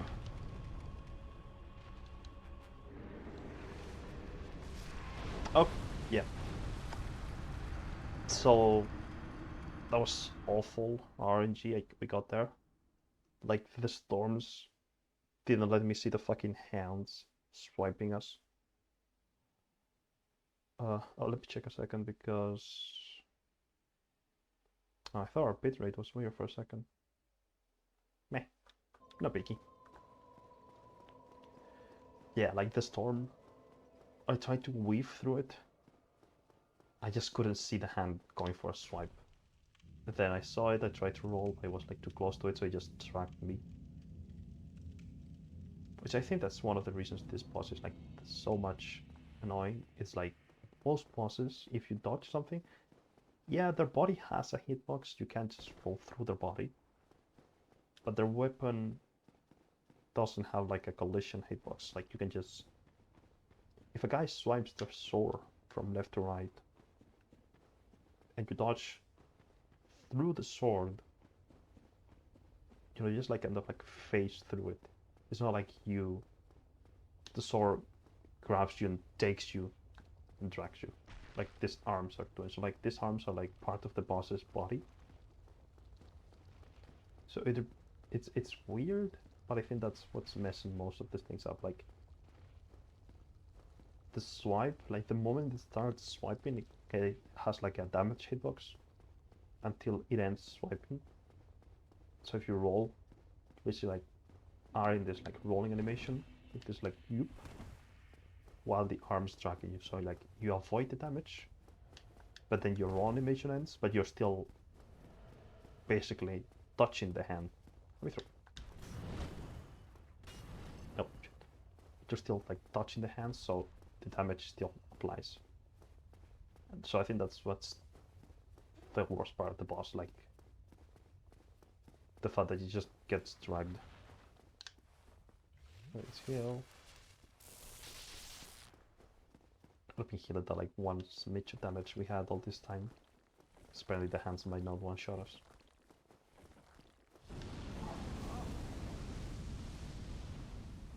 You're having a laugh, mate. You're having a laugh, mate. What the...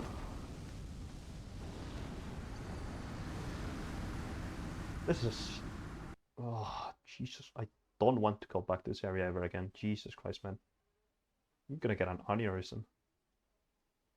64 not 61, Jesus.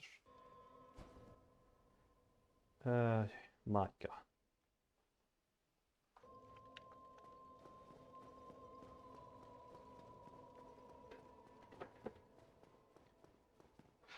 I know at least now that the floor is broken in the bed of chaos, we can just beeline to the thing, to the branch we have to jump to.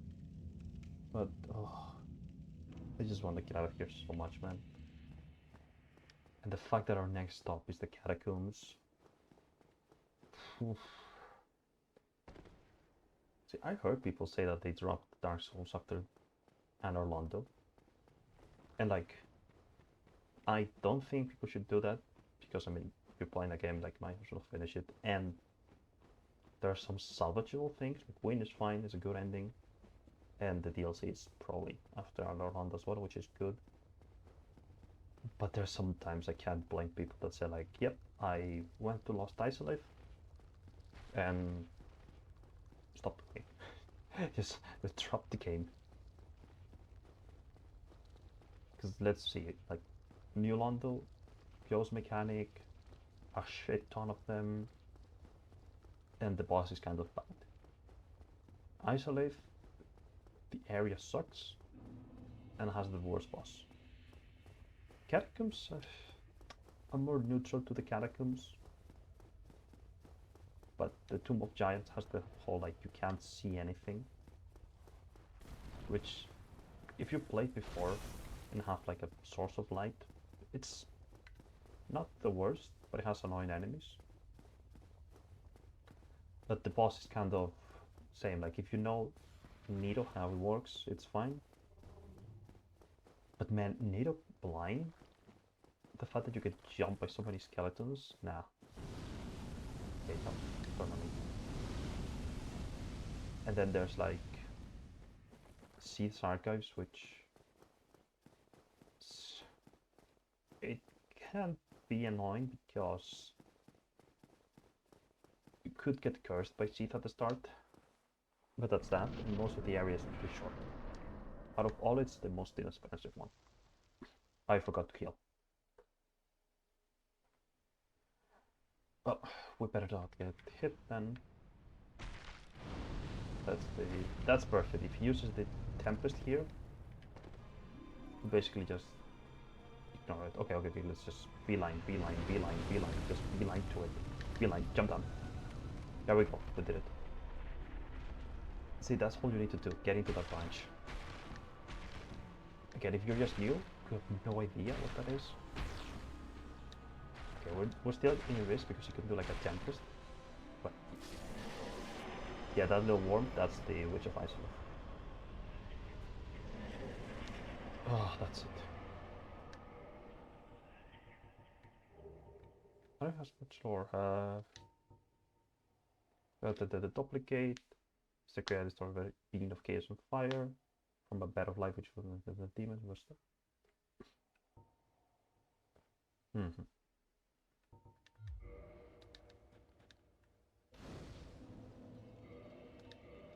Okay, our flame is +5, this is +5.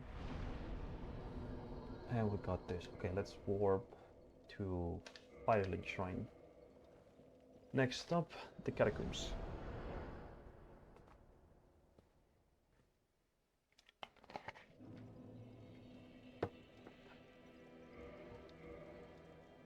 Here's one thing also.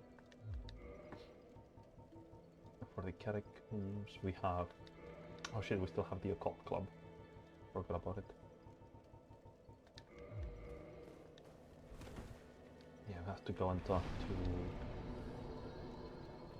Where is it? Undead Parish. Okay. Before we go into the Catacombs, let me change current boss. Gonna be going after...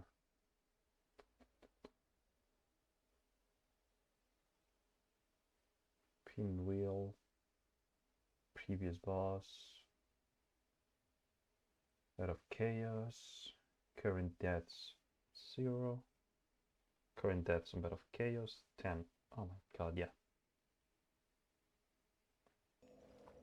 Okay. Now we grab this occult club in our Londo. So we're gonna do something here. We're gonna modify it to turn into a divine club. Now I don't think we can reinforce it because it needs special titanites. I think. Oh yeah, not the. Oh wait, no, it's plus. No, I think.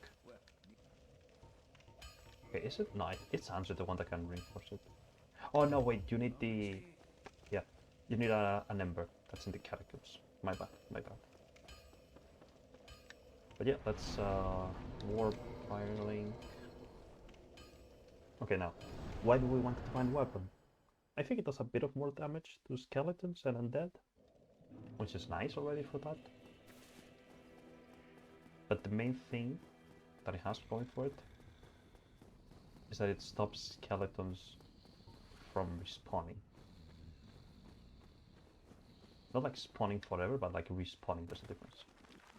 Like these skeletons, for example, you know, this is just bad. There's nothing much more to them.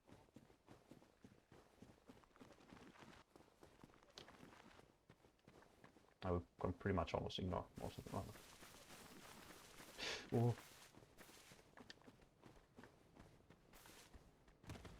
Okay, Jesus Christ, I got scared for a second. I was gonna say we can ignore more of them, but like, yeah. This one's early level nightmare. Also, there's this Zweihander there. I don't think you can even use it. I think it's like 12 decks. I think, not sure. But yeah, let's go catacombs. This should be not too bad, I think.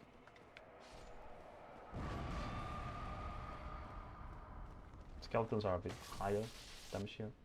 Okay, this is what I mean. Like, you kill this skeleton, but he's like, whoop, and comes back.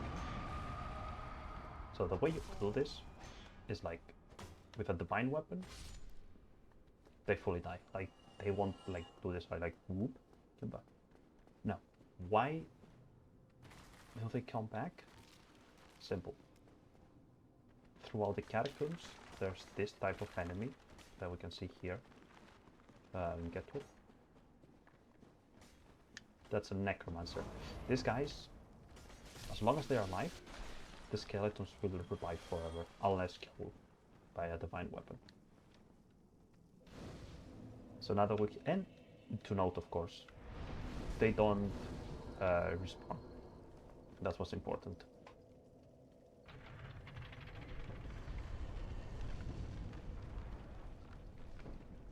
So now these skeletons from here, they basically don't come back. Let's go here. I do know as well of a skip. That's gonna be mighty useful. Ow.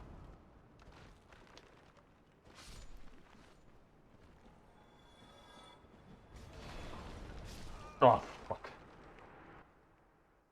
Okay, I'm thinking maybe it might be best to like damage them at first, like with the axe, and then finish them with the club. Yeah, like one hit from the axe. Yeah, this one's one. Those ones I think they do respawn because there's a necromancer there, so they're like in his revive AoE. So by doing this, they just don't respawn. Well, if I kill them with it. Okay, here's the skip. This is kind of weird to do, and I might die, but fuck, fuck, fuck, fuck, fuck, fuck, fuck, fuck, fuck, fuck, come on, come on, come on. Okay. I had to roll the moment back. Yeah, this is a pretty handy skip that, like, honestly, I think we skipped most of the catacombs, and that's fine by me. Honestly. Large soul of an Nameless. I think there's some skellies down here. Howdy. fucking hell. I could like hit them once before they just like nuked me or something. I guess not. Okay,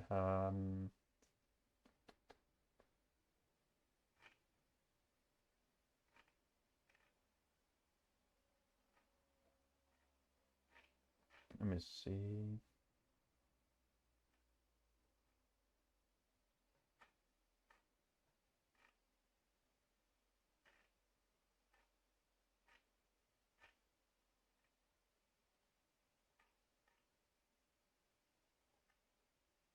Alright, excuse me for a moment.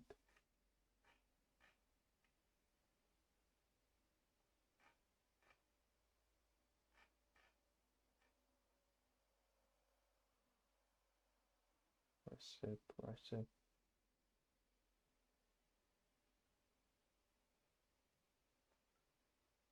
Okay. Excuse me, I had to check on something.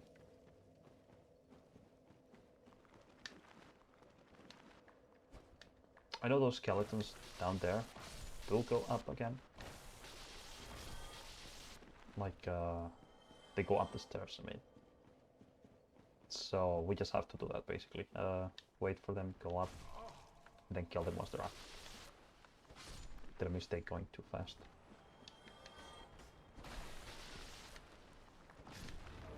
Ow. Ow!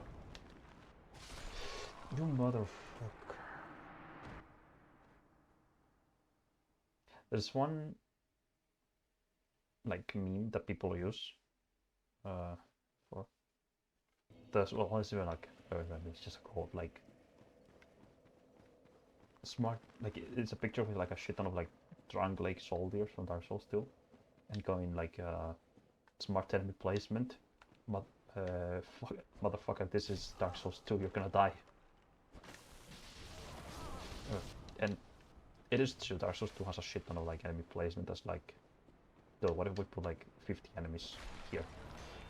But like, you can't look at the catacombs and tell me this is comparable. Like, the shit's ass. Okay, come on. Okay. What the fuck? Okay, it's just... What was that? Like, I rolled once. Like, I was just pressing B. So, like, it does this. Like, you know, so if I end up in the corner, I just jump back. Why the fuck? Did it turn around? Was it because of the skeleton? Like, I don't think it's the camera. Like, I think that relies on, like, your position.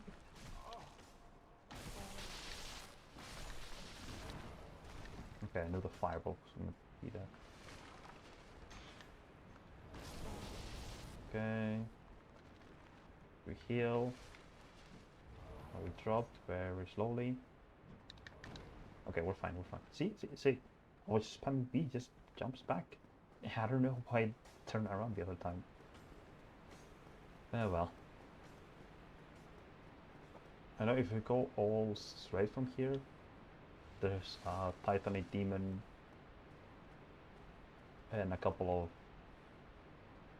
death orbs, death eyes, which is like to join Nero's Covenant. Which I will say, I love Covenants, but tying a Covenant to like a boss that's mandatory, it's kind of mean, kind of fucked up. Especially because it's a passive Covenant, like you just don't do anything. Well, I mean, you do something. You know what I mean, it's not like a Covenant where you actively invade people. Okay, I think I'd rather go down the normal way. There's some broken floors that you can use. They take you to a Black Knight.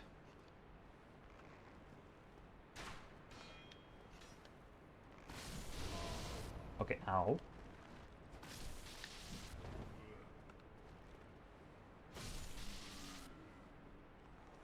Oh, I thought this was a guarantee drop. Never mind.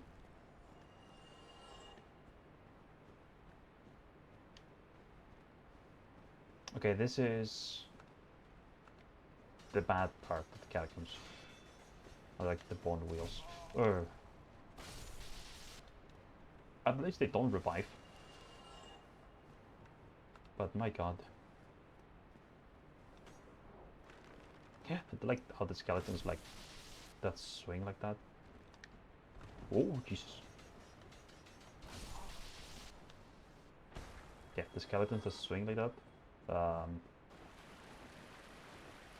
Okay, we skipped the bonfire, so that's bad.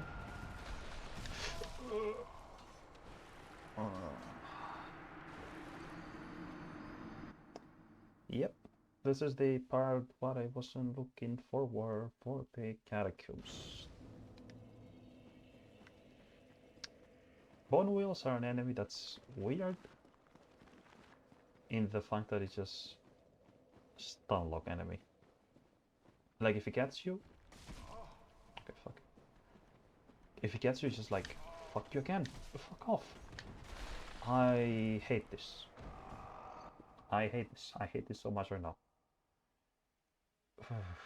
Man.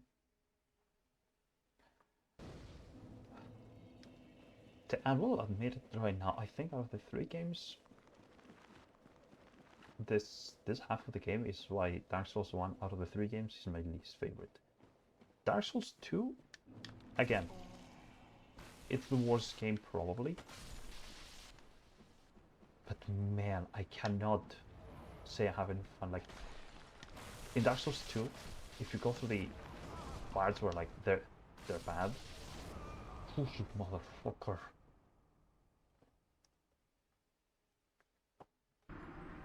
Dark Souls 2, the parts that are bad, like Shrine of Amada, for example, and Shaded Woods, you can like either go fast, like the Shaded Woods, if you know, or generally you have a lot of tools to like make them easier. Like I feel like it's like in Elden Ring, where like yeah you have this part that's like bad, but you can make it basically less bad with an item, a ring, a spell, whatever.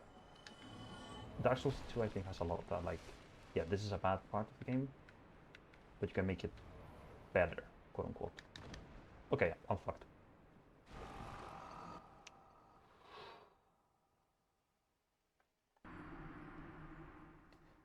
But this part's, yeah, there's no saving it. Like, Lost Nice, New Land of the Ghosts, I said it in the previous stream and I will still defend it. I don't care about the ghosts. To me, they're not too bad. Like, it's annoying in the room with a lot of them, but at the same time, you probably have a lot of HP. Like, you are... Like, I have to admit, like, this this flame killing me, it's annoying, but at the same time, it's because I'm level 1. So, yeah, no wonder I'm gonna get 3-shotted. Duh.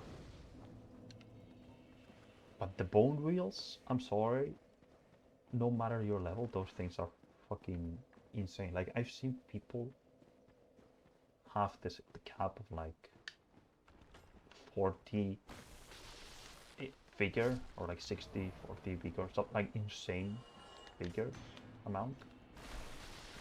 And the skeleton wheels just stone locking them to death anyways.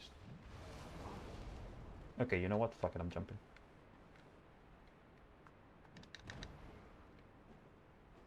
Okay. That went well. Yeah, the bone wheels like fucking any high HP. Of course, they take longer. But yeah, no, they're awful and there's like 6 of them. No, I think I can just like drop. Okay, that skeleton is in like, I'm gonna parry animation.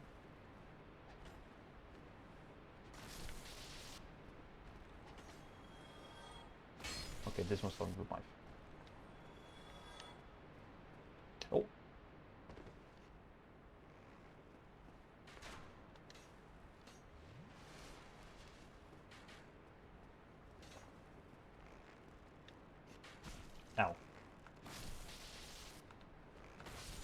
Okay.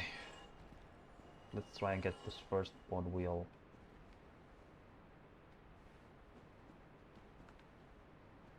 Okay, he's coming. Like, if I get unlucky enough, you will see one of these fuckers grab onto me, like latch onto me, and my entire endurance and health bar disappear.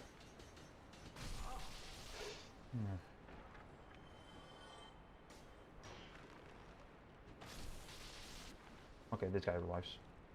No heals, I don't care, I'm running.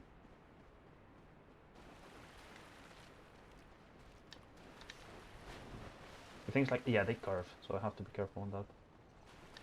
And there's more, and there's more, and there's more. Oh, come on. Look behind just in case. Shit, they're closing in, they're closing in. Go in. I'm too far, I'm too far. Oh, Jesus. Oh, the clutch. Okay, I'm using a humanity because the drop would kill me. I'm gonna have humanity on the... Oh, my bad. I have humanity on the quick use. Okay, at least the catacombs doesn't end with a bit of chaos or something. I will always say, like, Pinwheel's presentation is fine.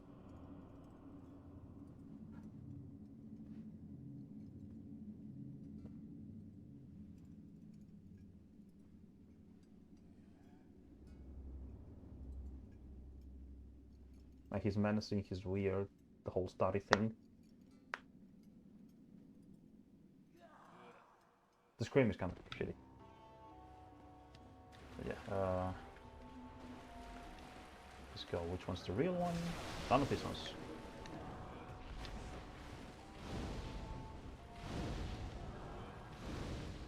Don't run away.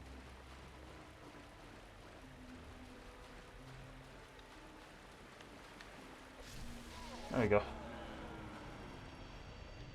Okay, we can forget about the divine weapon already. Well, no, we can't. What am I saying? Right, humanity, homeworld, mask of the child, which is stamina regen, if I remember correctly. Yeah. I'm cool with it. Even the chlorotherapy. I didn't even have the sorcery damage me, by the way. The Pinwheel is such a choke boss that to me the thing to look out for when fighting Pinwheel, it's not to die from him. Oh yeah, this is why we got the Sunlight Maggot as well. It's basically a flashlight. But yeah, the thing of Pinwheel is like, the worst part of fighting him is like that fear of like, if I die against him, this is like a joke.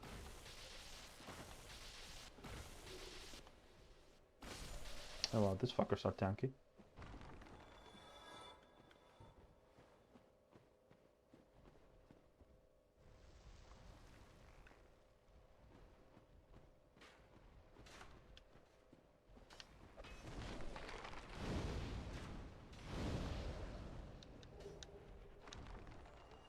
I think that I don't trust that drop.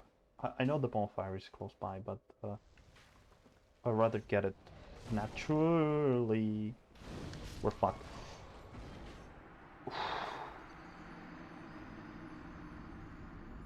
Okay. So, we're back from the catacombs.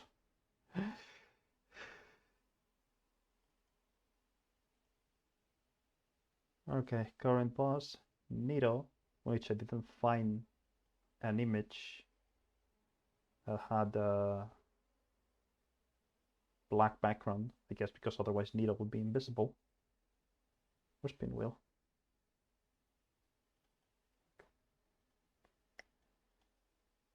Zero.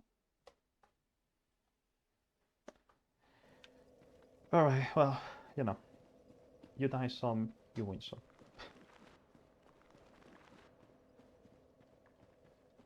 having to go all the way. You know, I'm thinking of right now just going through the catacombs normally. It's a very quick walk. Because the skip is fun, you know, but fuck it. I'm tired. I want the shortcut. But the closer... what's it called?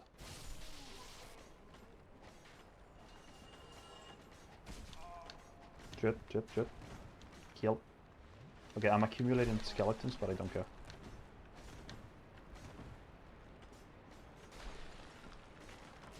Ow.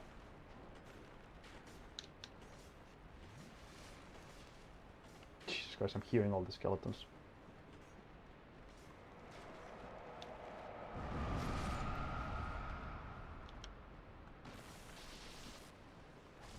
Oh. You're joking with me.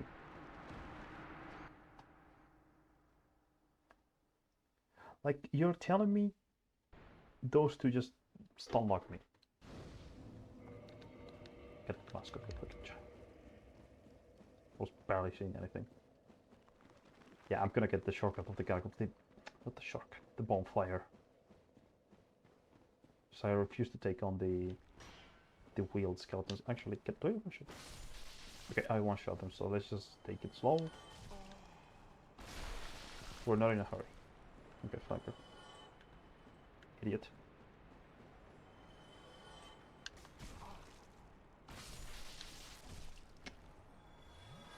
Let's just take it slowly. You know, we're not in a hurry.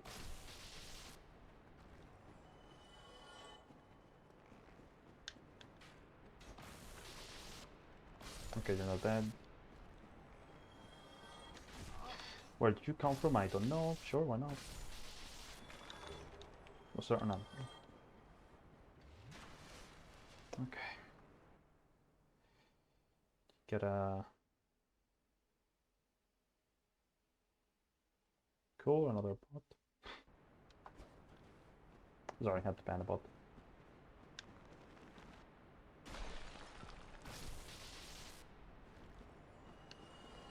More skeletons, sure man. I always forget how many they are. There's just a dead end.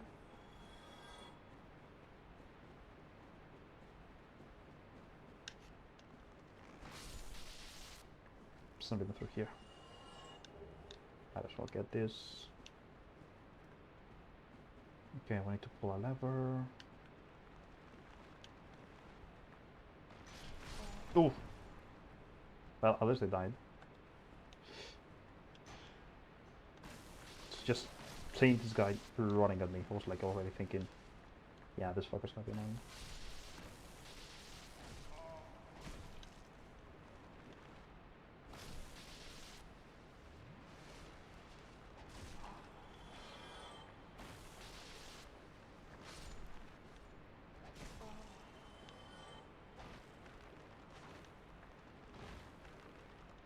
It's kind of weird how the divine weapons suck so much.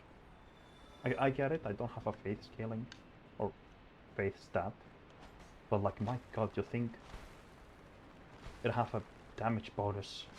It's a +5, it can go to +10. But like with a +10 you would think, okay, yeah. I mean with a +10, sorry. With a +5 you would think, okay, still with catacombs and I miss fairly easily, but nope. Ideally, out of all the masks, this Mask of the Child, a Mask of the Father would have probably been the best, I feel. Just for more equipment load. Okay, they're both doing the jump.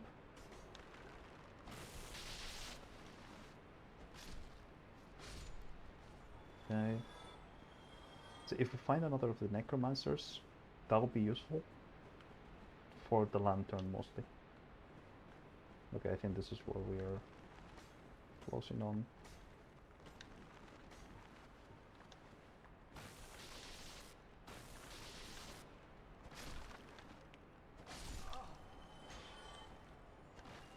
I don't know if this will survive. I'm just using right now the Divine Mace just in case.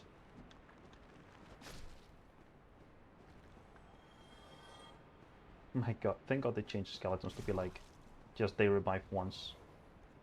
And then that's it. Instead of this weird, they revive forever.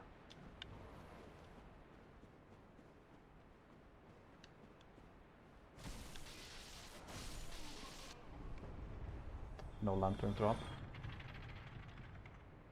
It could be useful because there's a squiggly trait that might actually benefit us with the lantern. Shit, was it there? Okay, it is here. Then it is here. Green Titan HR. And I don't know if we can survive the next one. I know the shortcut is right here, so I might as well do this. We could have. Maybe not if we landed on the hole, but... Well, at least this way we meet the NPC. This guy's cool as fuck, but it's kind of funny how this guy's mic is like peaking. You'll see when he talks. Be gone with you. You spoil my focus. So he just talks like...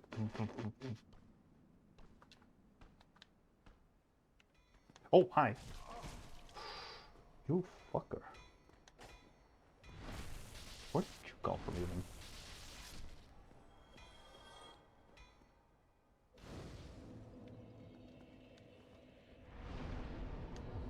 Okay, thank God. Okay, now let's go and grab the Tomb of Giants. So now we're back at the phone wheels.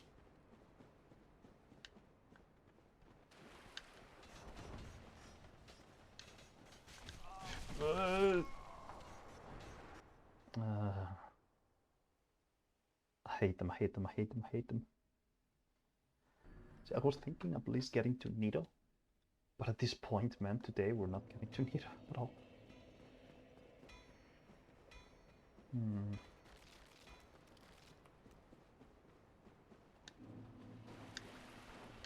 Like, we're not ending... Shit!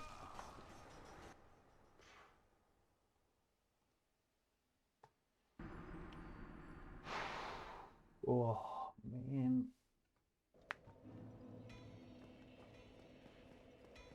I'm getting, like, annoyed at them, but for a very weird, weird way, like, the more annoyed I... What the fuck, where you come?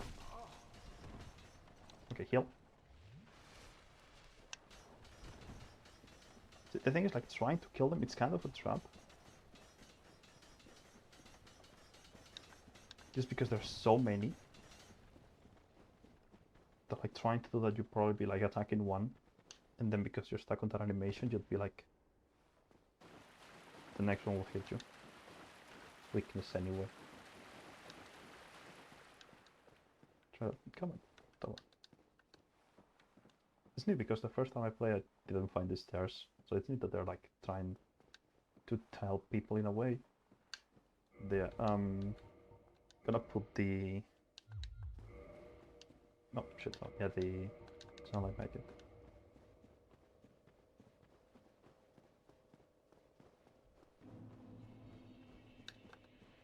I think you can still get it, even if you kill Solaire.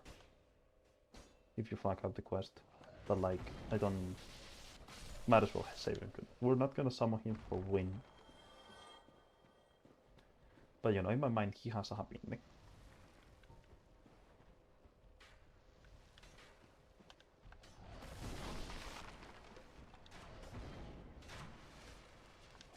Oh my god! Okay, so I basically got comboed. The fucking archer hit me, so I couldn't touch any of the two swords that came through. Jesus Christ, man.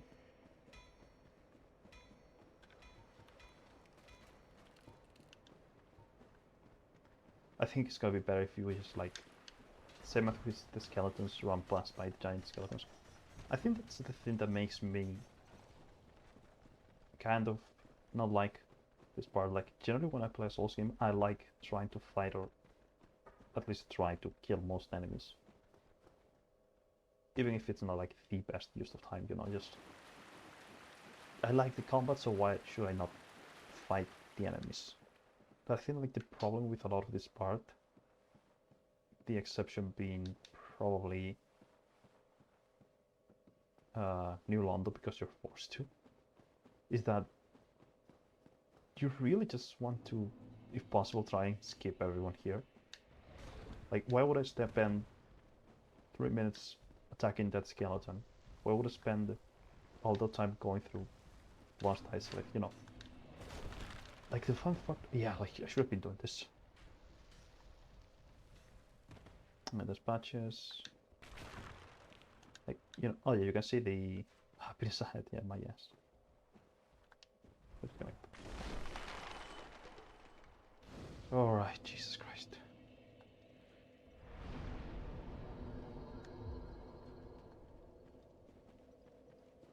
Okay. But yeah, that's my problem, like, it just feels like the game is like, okay, skip these fuckers, don't even fight anyone. Oh yeah. Good day. You look reasonably sane. What are you doing in the catacombs? Sure. Are you a cleric or something? No. No? Really? Then I'd have no qualms telling you. There's a fine stash of treasure right down that hole. In any case, have a look. It'll shimmer you blind. Here's something kind of funny that you can do, like if you kick him down, like, well, oh, never mind. I guess I can't kick him down. Yeah, okay, if you kick him down right, he still does this. Like, you can just throw him down the abyss, then he'll throw you down the abyss, like teleporting up.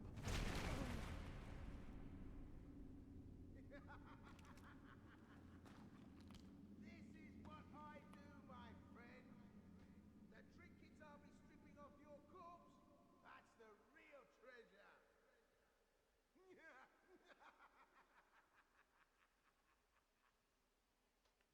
See, that's why Dark Souls 2 failed. I had no patches. Like, it's right, a weird subversion. There we go, Skull Lantern. It's another way to get it. And there's the theorem. I think that's the funniest thing ever. It's like every time patches in any game kicks you down anywhere, it's towards a helpful thing. Like, you actually want to be kicked by patches. It just fuels my theory that like he's actually a good guy.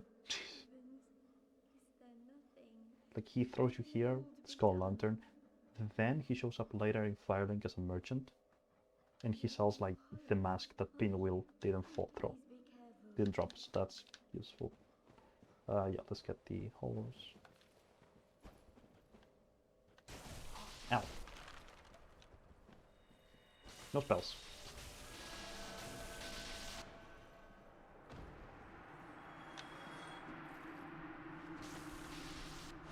This fucker tried to use force. Okay, they're dead. Yeah, thank you. It's part of a quest, but honestly, it's such a short quest. There's like, you just find her here, rescue her, well, kill hollows, and then she comes back to the church. And I will say that this, right? She's one of those NPCs that will have only bad endings. Oh. Like other that annoying NPC at the start of the game that gives you like a coin because he thinks you're a hobo.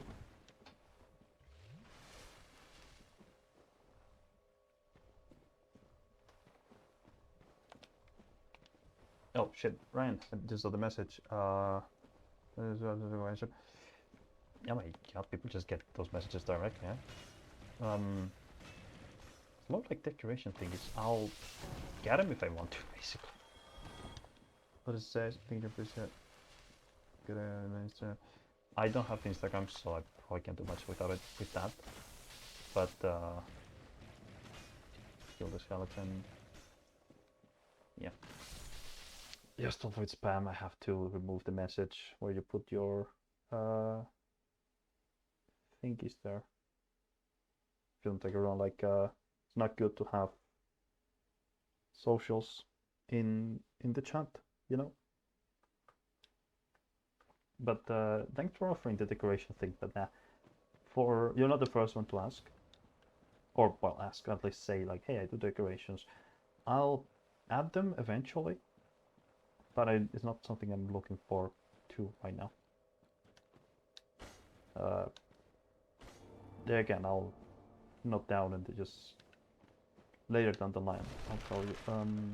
Okay, this is to get the divine ember. Actually, yeah, let's get the divine ember.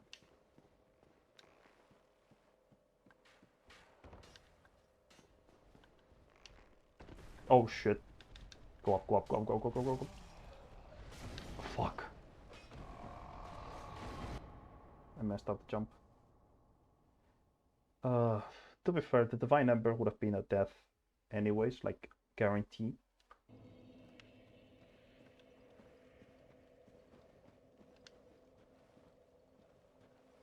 But yeah, I don't know how much we'll need it. It's just basically to upgrade the. Oh, Well, let's just calm down. Talk about things. I did you wrong, but these temptation, you know what I mean, don't you? Please, forgive me. You and me, we're jolly undead outcasts. jolly. aren't we? Yes. Oh, brilliant. A second chance. Wonderful. I had a feeling you'd understand. I did. But if I were in your shoes, who knows what I'd have done. But now we're friends again. I would have loved if if you got to the thing again, he just like push you back again. I did you wrong. You know what? Okay, let's go. Yeah, we're doing that so he goes back to being a merchant at Firelink later. Oh yeah, these fuckers. Oh, forgot there was one there. Like I see the mist wall, and I know there's like, what's after that? But I forgot there's a giant skeleton there. We will want to go human for a moment as well, by the way. So we have to make sure that, because like this is my thought process. There's an invader here that will drop an item that we want. Okay. Sure, buddy. Sure, why not?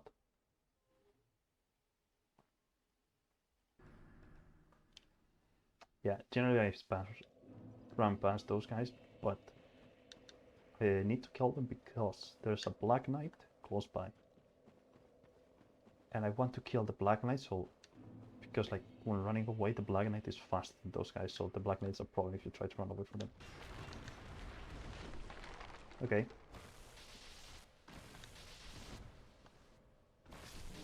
There we go. He threw his fate, now we can continue. Okay, so here. I think the Black Knight is coming.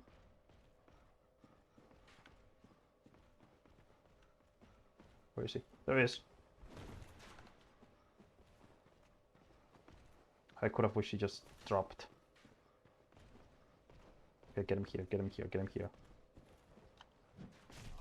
Oof, okay.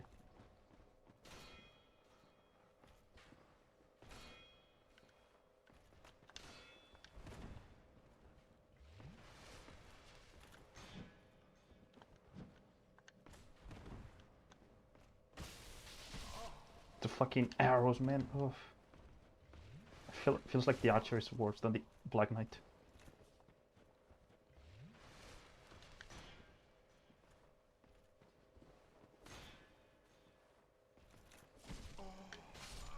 Fuck. I should have been powering him.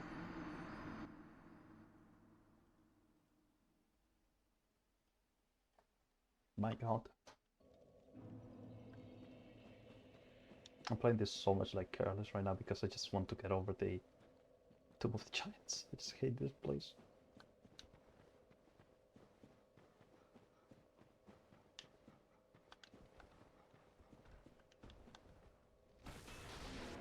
Okay, there he goes. I don't think he even... No, he dies from that, okay. Okay, let's get the... No. Okay. I think now they're both coming.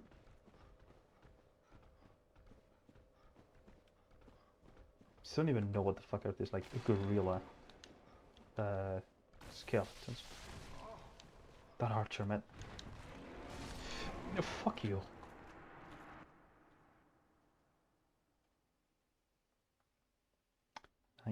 Let's go.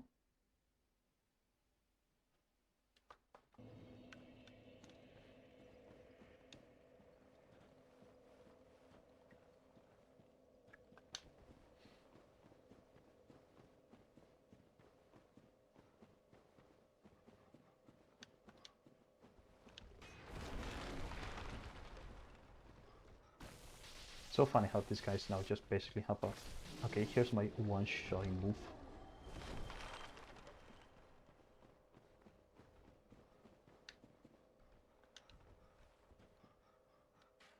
I'm listening for the steps.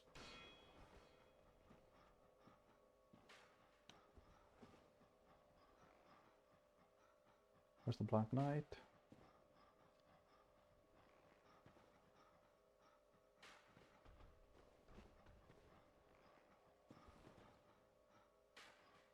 Where is he?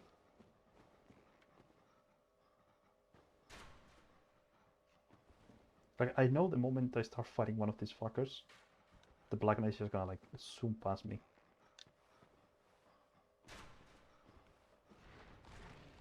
Okay, fuck it, yeah. Taking this one away and just fighting him very slowly.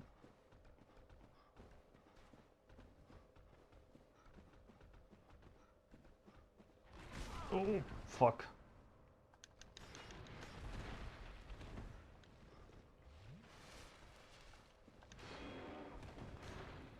Oh yeah, shout out to the archer still. Should You know, I just love attacks that is like, oh, you hit it once, yep, yeah, here's the second move. Like, you get the illusion that you can dodge, but you don't. It's brilliant, honestly. It's perfect for this fucking enemy. Oh, it's like, oh, I want to live in a world where they didn't rush them to make these parts. Okay, bye. Like, that guy just kills himself. But the knight can't even be bothered to show up.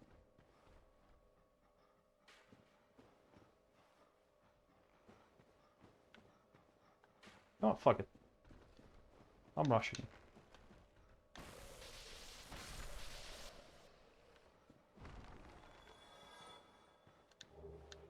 Okay, now I need to go down the road. Where's the knight? Did he die or something? No, I hear steps.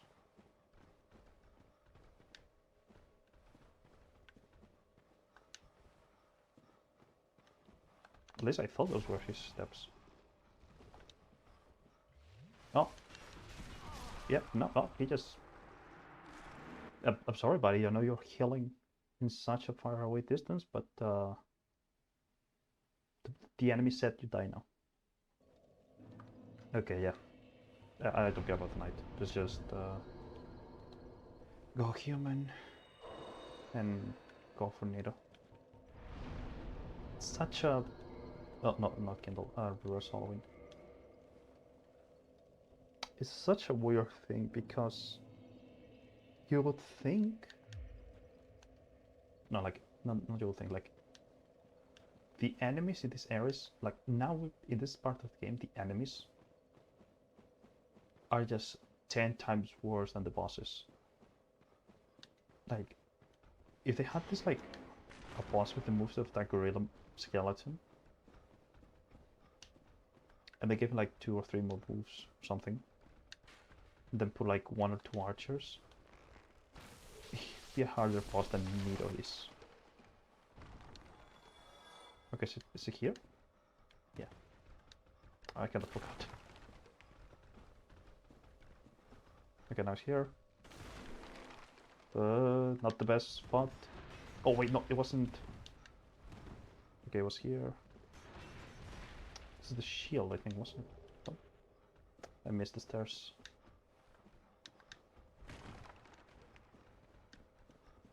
Oh lord. Let me through. Yeah, there they are. Oh Jesus.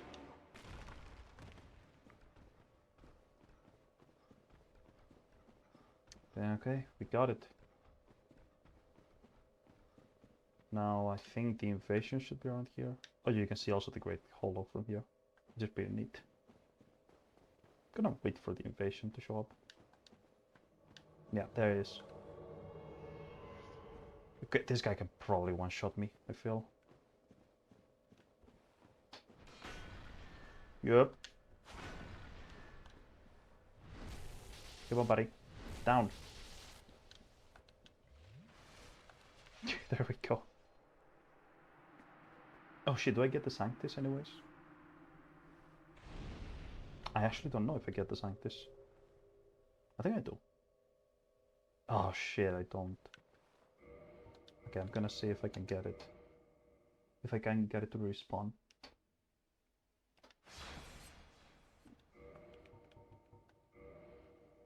I don't know why it always starts in offline. I'm not sure why. It started doing that.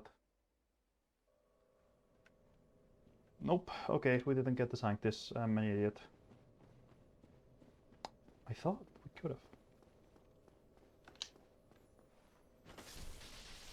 Yeah, I might as well get this. Well, it's not like we need it 100%, but you know, it could have been nice. No, don't kill me. Shit.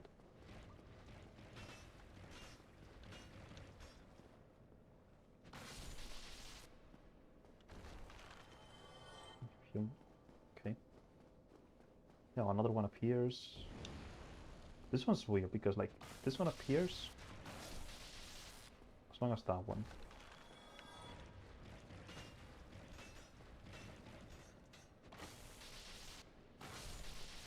Alright. This one is the weird one because he just disappears, I think. Yeah, just bye. There you can run back then. Here's a neat thing that I generally kind of like. There's like you can see a lot of pinwheels here, which are like copies, and the baby skeletons that are good for farming humanity. I mean the pinwheels we could just do this. I think they can drop like white titanites, which is good for divine upgrades. But I don't know. It's funny how like they're more threatening than the boss. Which is not saying a lot, but just like the fact that there's like 4 of them from the get-go. There's like platforming to get to.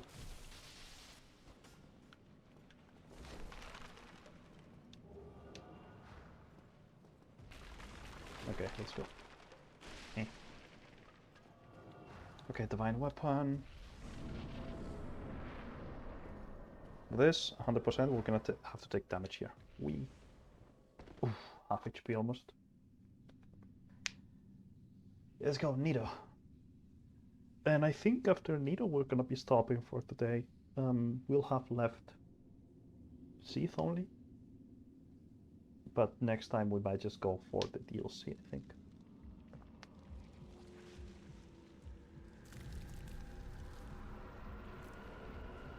Because like there's nothing else that interests us in Seath.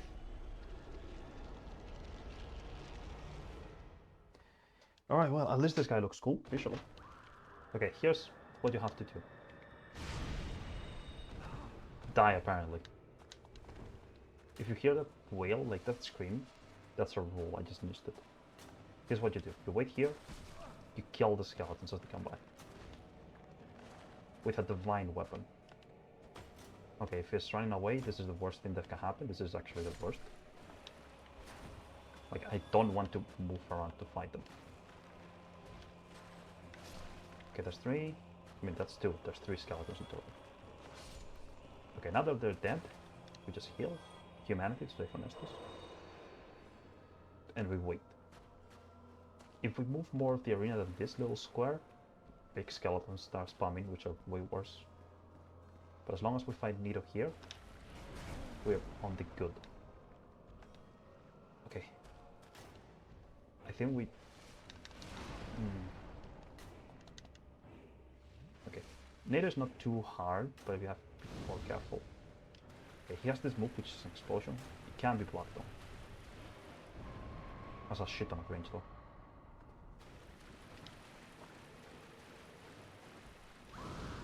Okay, this is the sword thing. If you have a scream, dodge it.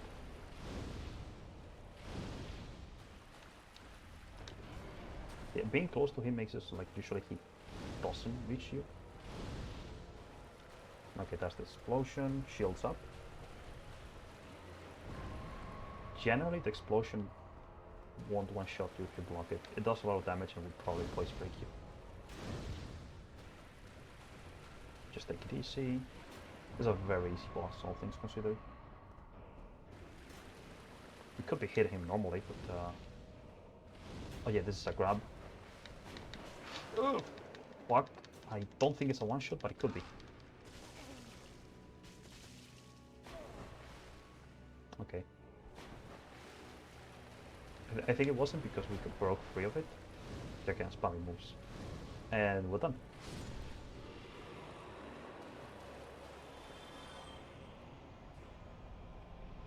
He loses the cape once he dies, which looks funny. Yeah, he's go. Lord Soul. Where is it? Grave Lord Nido.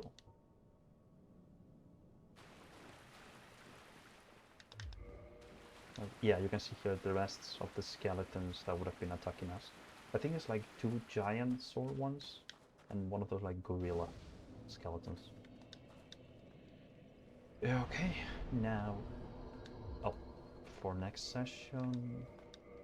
Let's get back Mask of the Child. Let's get also the club gone. That's why we wanted the Divine Club also, like the skeletons. And let us warp to... I'm thinking leaving the DLC ready, so we could go to Undead Parish. No wait, it's Firelink Shrine.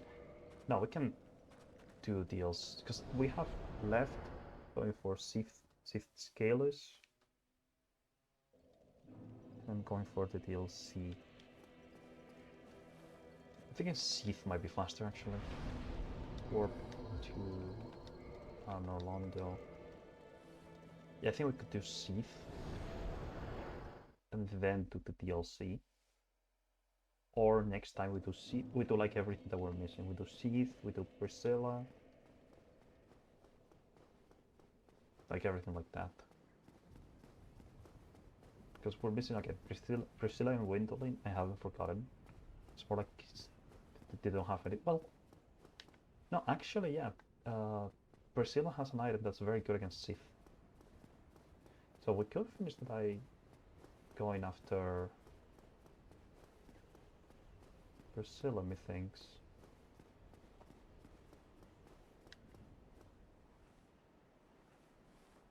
Isn't it? At the same time, Priscilla does have a section with the bone wheels, which is very annoying. Yeah, I think we can just like maybe stop before Priscilla. Like the Painted World. Like we're missing Painted World, Sith, and then we can do DLC.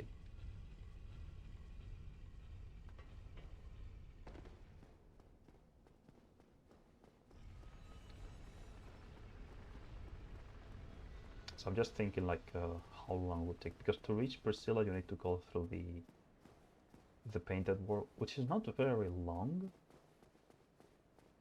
but it's certainly something of a annoyance. I think it's the painted. Okay, let's stop at the Painted World. Only because there's a section in the Painted World with a lot of bond wheels, and I had enough bond wheels for today. Okay, I'm gonna be honest. So yeah, let's just go to the. Let's enter the Painted World. Oh, okay, just dodged it. Okay.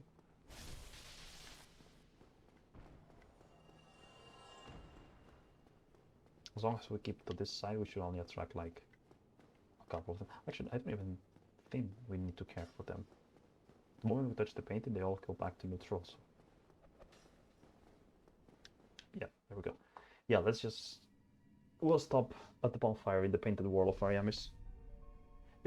It's funny because I keep calling it Ariandel in my mind because of Dark Souls 3 when it's like Ariamis originally. Ooh. Suk.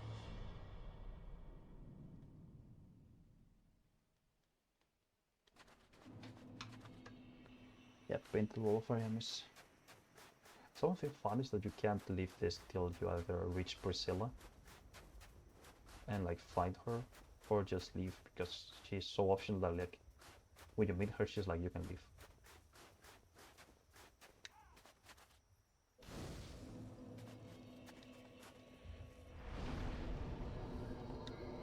Yeah, we're not hollow. Would be good if we can fight Shantoros like this. But yeah, this is where we're gonna be stopping. It's already pretty late, I'm hungry. I'm gonna be honest. I said it was be a shorter stream, and I meant it. But yeah, let me put in the starting screen. Not this one. I need to change the names, honestly. Let me change for next time. Current boss is gonna be Priscilla. Previous boss has been Nito, and both had 0 deaths. We are approaching 92 deaths. Goddamn, we got 92, 100 deaths. Previous, current death. Yeah. All right. Yeah, as I mentioned, shorter stream, tighter on time really. But yeah, not much to say. Besides, I entirely despise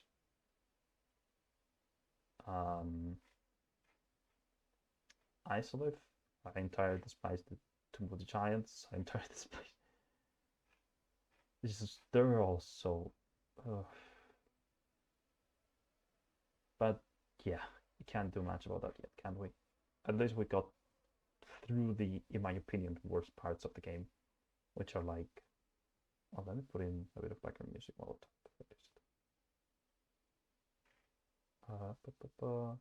yeah. Hopefully it's not too loud. But yeah, we got past the worst parts being Isolith and Tomb of the Giants. What we have next is we'll have to go Painted Wall of Ariamis, which is pretty short. Except I remember this one section that is awful, with a lot of pond wheels again. But at least they come in 1 in 1. And then Duke's Archives, which is fine. I think out of all the 4 main areas after Onsting and Smoke, our Duke's Archives is like the best one. But it still has some weird things. I need to also go back to the Undead Asylum and trade an item. There's a ring called the Ring of Fog, which you can get by trading a skull lantern that we got in the catacombs. That makes it so like enemies don't see you very well from afar. And in Duke's Archives, with the amount of archers that game has, that zone has, that ring is gonna be very useful. And then there's also how's it called? After that, the DLC. We could do Windowing before the DLC. It takes like a second, really. Windowing is very easy to fight. It's just barely any time at all. And then the DLC, as mentioned. For the DLC, we just need to kill Hydra, rescue a lady from a golem, and that's that. You can even set out the DLC before Duke's Archives. We can see that there. And then the DLC will probably be like 1 or 2 streams for it, like Artorias, Manus, Calamite are the 3 main bosses we want to get. But yeah, for today that would be all. I hope it was fun, entertaining. It was shorter than usual, but again, last time today. Yeah, do take care. See you next time, which might be Friday or Thursday. Not a guarantee yet. Like Wednesday, impossible. Thursday, I don't think Thursday, but maybe. But that's pretty much that. So Thursday or Friday might be the next days, but we'll see. But yeah, do all of you take care. And see you next time. Bye bye.